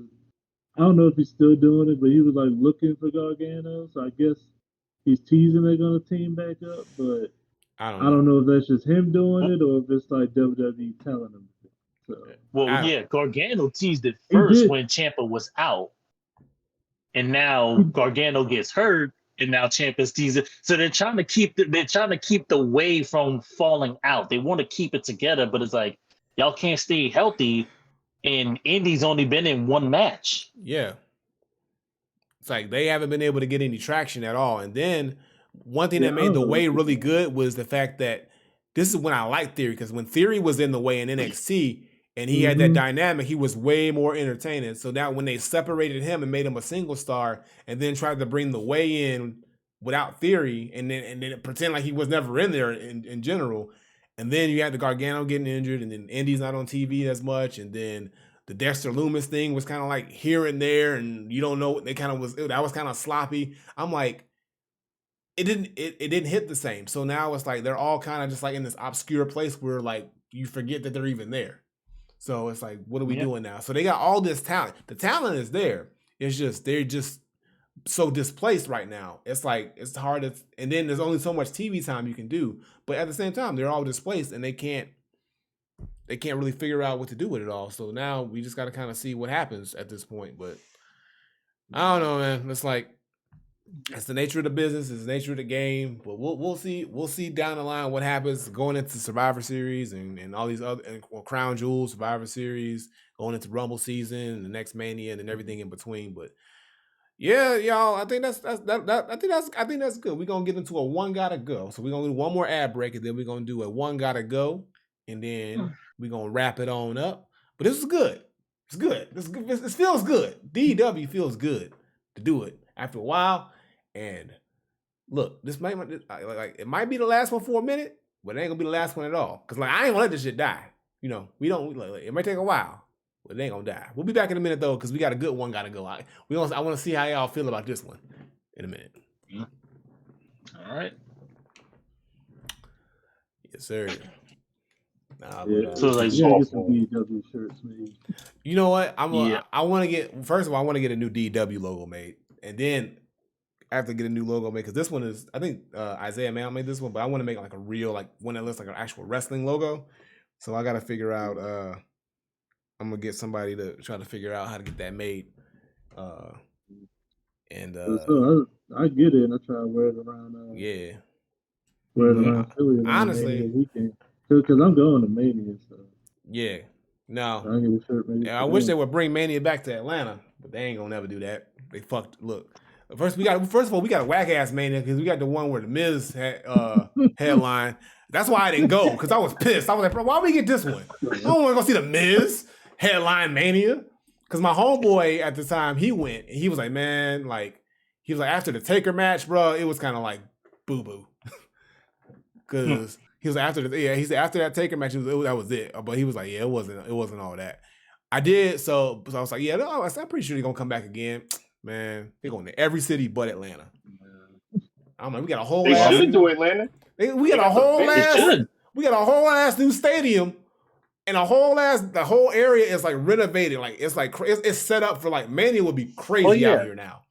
I've seen inside that stadium. That stadium is nice. That shit is just beautiful. That like football team is trash, but the stadium is beautiful. Like you said, soccer stadium. like it's a soccer. Like look, our soccer team is great. The Falcons ass. So but like you go there you go up, but you go to the actual stadium, it's like, man, the seats are comfy.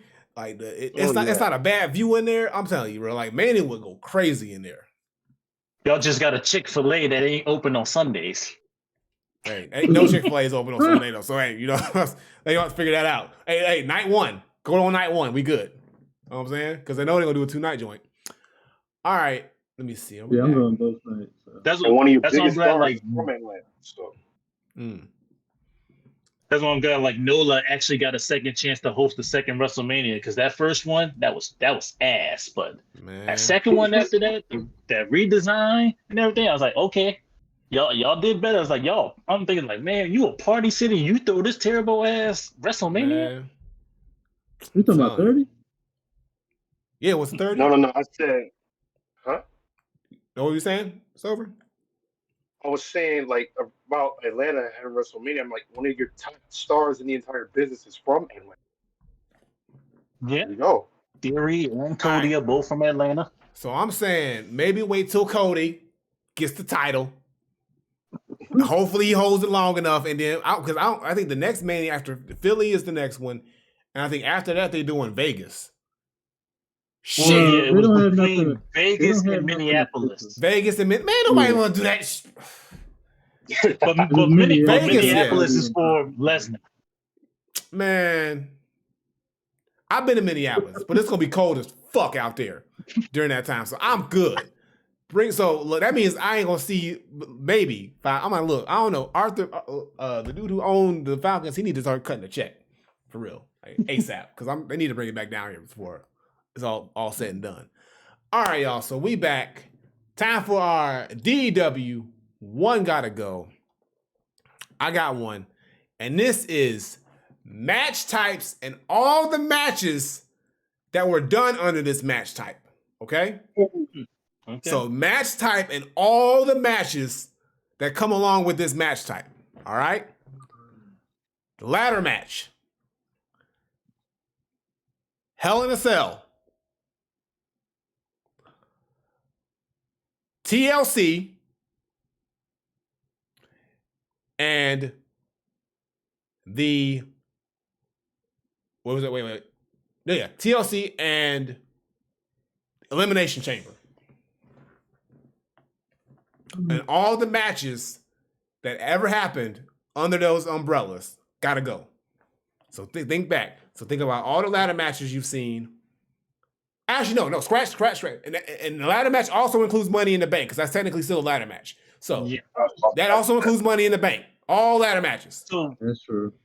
would you separate ladder match from TLC, since TLC is tables, True. ladders, and chairs? Actually, you know what? Well, yeah, you're right. So that includes that too. So anything that involves the ladder, because TLC you win with a ladder match too. So we'll swap that out, and then we'll do instead of that we'll do let's see, Steel Cage. We'll just do a Steel Cage match. How about that? Okay. Oh no, scratch that. Oh, yeah, No. Iron Man match. Iron Man match. We're gonna do Iron Man match, ladder match, Hell in a Cell, and Elimination Chamber. That's shave right there.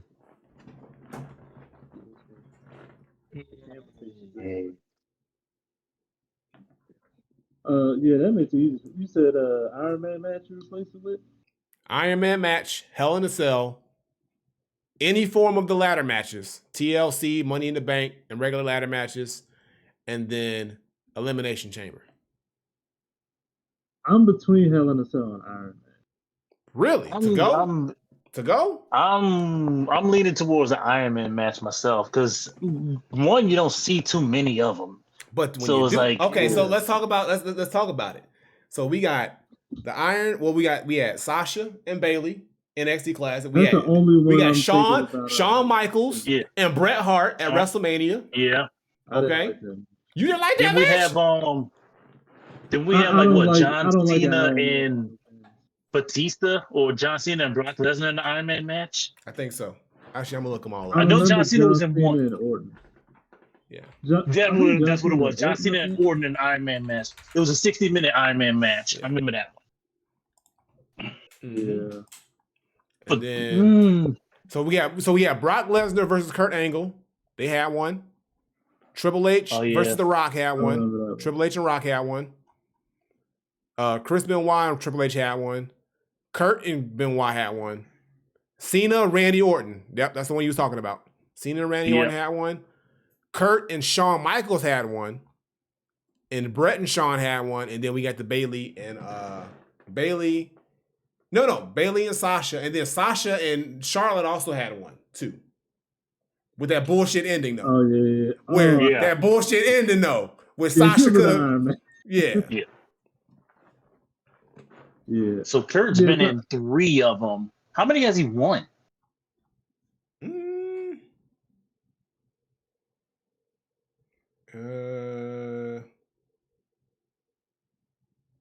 He lost all of them. He never won I one. gotta figure that. Yeah. He never won one. Brock would never give it up. So that was that. Yeah. I still gotta go with Iron Man match. Iron Man match can go? Okay. I'm gonna have to say the Chamber.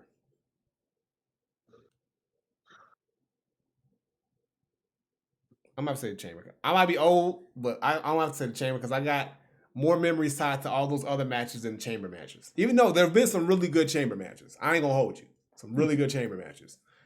This past year's was all really good. It was good. And also, R.I.P. Bray Wyatt, like his Chamber match too. Come on, when he won the title. Right, man, you getting rid of Bray's title. Right. I'm telling you, I know.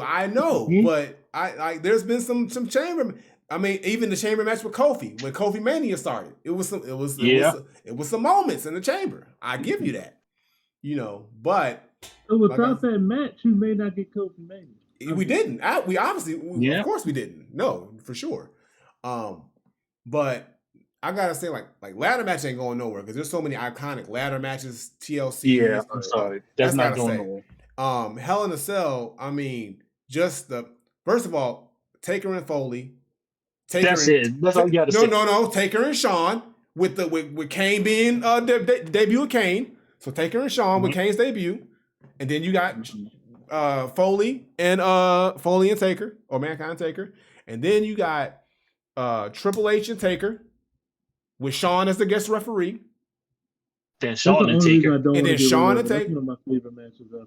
That was a classic. Yeah, and then but you said like.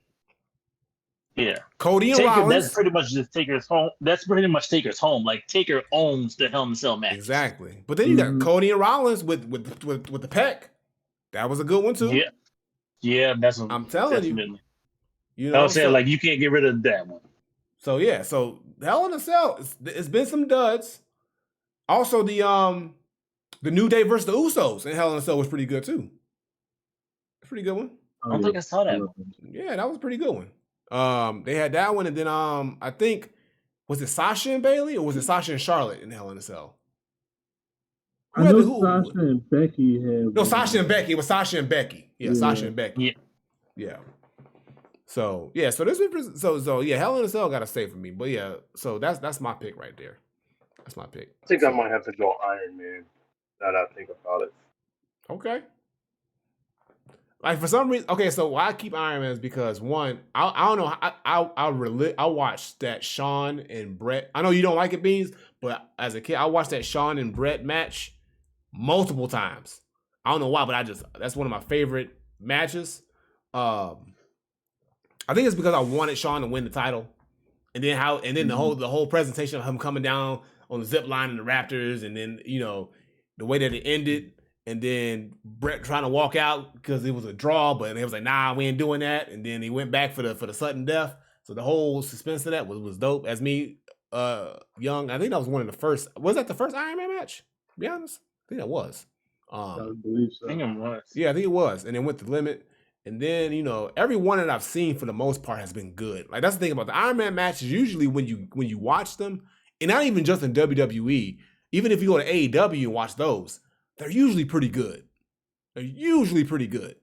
So I haven't seen one that I felt like I hated this match, except for the Sasha one where it was just stupid how that she didn't like she literally like the way that it ended was just the dumbest thing where she could have literally got the pinfall or got the win and she just like didn't or yeah. So that was just wanted Charlotte to win.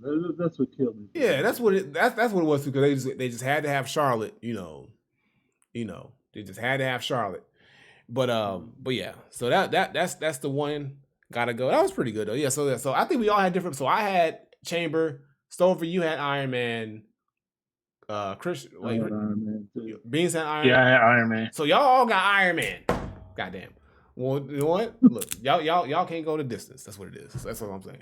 Y'all can't hang the 60 minutes. That's what I'm saying. But no, that's what's up. And then I'm seeing people in here say like Raheem said Chamber. King Karma said Chamber can go. So yeah. So either between Chamber and Iron Man, but we all know that the ladder match is too iconic. I mean, it's too many moments. Too many moments. I'll be honest, I'm not tied into TLC. TLC, Money in the Bank. Money in the Bank, which is my favorite, like one of my favorite pay-per-views, just to always get to see those matches. Yeah, exactly. Just the fact that Money in the Bank was introduced at WrestleMania was iconic in its own right. Right. Like, come on. Yeah. Yeah, and then it got so big that it got its own pay-per-view. Like, I mean, come on. There you go. So to me, it's like the second Royal Rumble now. Yeah. I wasn't too well versed in Iron Man matches like growing up, so that's like I have least memories with that, so that's part of the reason why I'm getting rid of it. I feel that. That's respectable. I get it. But nah, that's what's up, y'all. So that's gonna do it, y'all, for today's episode. I appreciate you gentlemen for coming through, filling in for the 4:30 and letting us be able to do this wrestling talk. Beans, thank you. Krista, thank you. Stover. Also, Raheem, your computer died, but thank you as well for chiming in from wherever the fuck you was at. You was in the theater or something, bro. Oh, this man's always somewhere. He never in a quiet place when he show up. He really don't. But that's his nature. But hey, you know, but it's all love. And we will see y'all again for episode 200. It's a big deal, y'all. 200 of them things. I can't believe we 200 episodes in, y'all. We've been doing this for a minute. And I appreciate y'all for sticking with us, being fans, supporters, doing stuff like this where we get to come on and actually, you know, hang out. And like I said, doing the DEW thing is always great. I like to talk with y'all about this. And then, like I said, if you don't know nothing about the DEW lifestyle, in our Discord, we have a channel, the DEW channel. We talk wrestling all the time. We live talk during the PLEs. We always drop in some new news or some new, whenever news breaks, we usually throw it up in there. So if you want to join that community and join, you know, all this, that's where you got to go. And, you know, it's always a good time. Y'all got anything to say? Beans, you got anything to say? Anything you want to promote? Anything you want to tell people about yourself before we get up out of here? The floor is yours.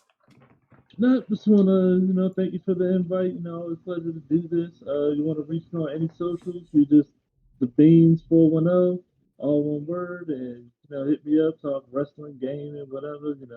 Always down for a conversation. That's what's up. Stover, we already know you the man with the plan, the playlist player. What you got? Let them know where to find you. Let them know what's going on. First of all, at Arterial Stover on Spotify is where you can find the DEHH playlist. I do them every Friday that we do. So latest one is up, Battle of the South. That battle was that one out. That shit. What? With Spike, dude. All right, Spike. First of all, Spike did get home safe. We made sure he got home safe. Shit went crazy. Them last 2 rounds went off the rails. I don't know what woo. Watch the replay. If you ain't seen that battle, please. Hey, watch the replay. That battle went south. It really did. Literally. This man Spike folded like he had a little too much tequila that night.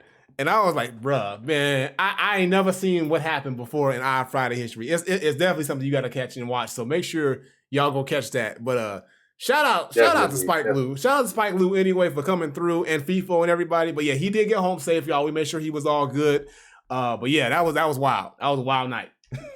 It really was wild, alcohol from now on. Man, yeah, we had to have a meeting about that one after that. Trust me. So we gonna make some adjustments about that because. Yeah, definitely. That was not expected, but yeah. Nothing but wine. But yeah, check out those Spotify playlists. Check out the Patreon. If you're not a Patreon, you can come on $2. Go check out the replays. And on Twitter, Instagram, everywhere, Arterial Stover. Basically where you can find it. So that's what's up. And Krishna, always coming through with them crazy. I'm worried about what you got for us for the 200, but I'm also intrigued. But let them know where they can find you and tell them what you're all about one last time. Yeah, so you can find me on twitch.tv, Krishna. I've been trying to stream a little bit more right now. Also, just for you with the Battle of Stover, with you with the Battle of South, like some interesting things just popped up on my feed. One, BG just got officially released from prison. True. So tomorrow that man's a free man. Saw that. Congratulations. Yeah. And second, Juvenile just came out with a new drink. I'm like, what is this crap that he just came out? I call it the Juvie Juice. I've heard about that. I've heard about the Juvie Juice. Yeah. Hey, I'm like, okay, that's. Hey, look, Juvenile, look, they can't rap like they used to no more, so they got to do something. I'm respected. Look, they got to use that name. Use that name how you got to use that name. So is it alcohol? Is it like alcohol? It's this take on the Arnold Palmer. Ah, okay. Yeah. Interesting. All right, so y'all, if you're Juvenile fans, go get you some Juvie Juice. So I guess you can use that promoting at your Battle of the South. But yeah, you can find me on Krishna. Like I said, I've been playing a little more games, try to get on there, talk some DEW, talk some sports with me, because got that NFL season starting up, which, by the way, I'm still mad about what Disney did over the weekend, bruh. I mean, they had a lot of people just like Disney gonna do what the fuck Disney want to do. Who gonna tell them any different? It's Disney. The mouse. We are Disney. The mouse owns everything. Yeah, Nobody coming to the obviously. But he's screwing his own employees too. The Like, you mouse want to own don't everything, care. but you gonna take the cheese out your employees' mouths too? Hey, if You it can't get more stop cheese, up, if don't it's quit. more cheese for the mouse, he don't give a fuck if it's in his own house. I'm gonna tell you that right now. Mhm. That's wild. Yeah, a lot of craziness going on. But I appreciate y'all again for coming through, filling in for B. He will be back next podcast. Next week it'll be a gaming week though. So we'll be back for gaming week next week. I don't know what we playing. Me and B will figure that out. But again, in 2 weeks, y'all, is our big 200 episode. We got a lot of things in store for that. So make sure that y'all tune in, mark your calendars. It is on, I'm gonna give you the date exactly. The 19th, September 19th. So don't miss it. Come through. We're gonna have a good time, and we're gonna celebrate this huge milestone of the Dead End Gaming Podcast reaching 200 episodes, and we just want y'all to be there. So thank y'all again for coming through. It's a good show. DEW was back in effect. A lot of wrestling talk. I love to hear it. Love to see it. And if you enjoyed this, hey, we got some other DEWs you can go back and watch. Just look up DEW Takeover. Oh, you'll find it all. And look, this might be the last one for a little bit, but it ain't gonna be the last one at all because it's always one time for the one time. DEW. DEW. DEW. Yes, sir. That's how we do. All right, y'all. Peace out. Peace.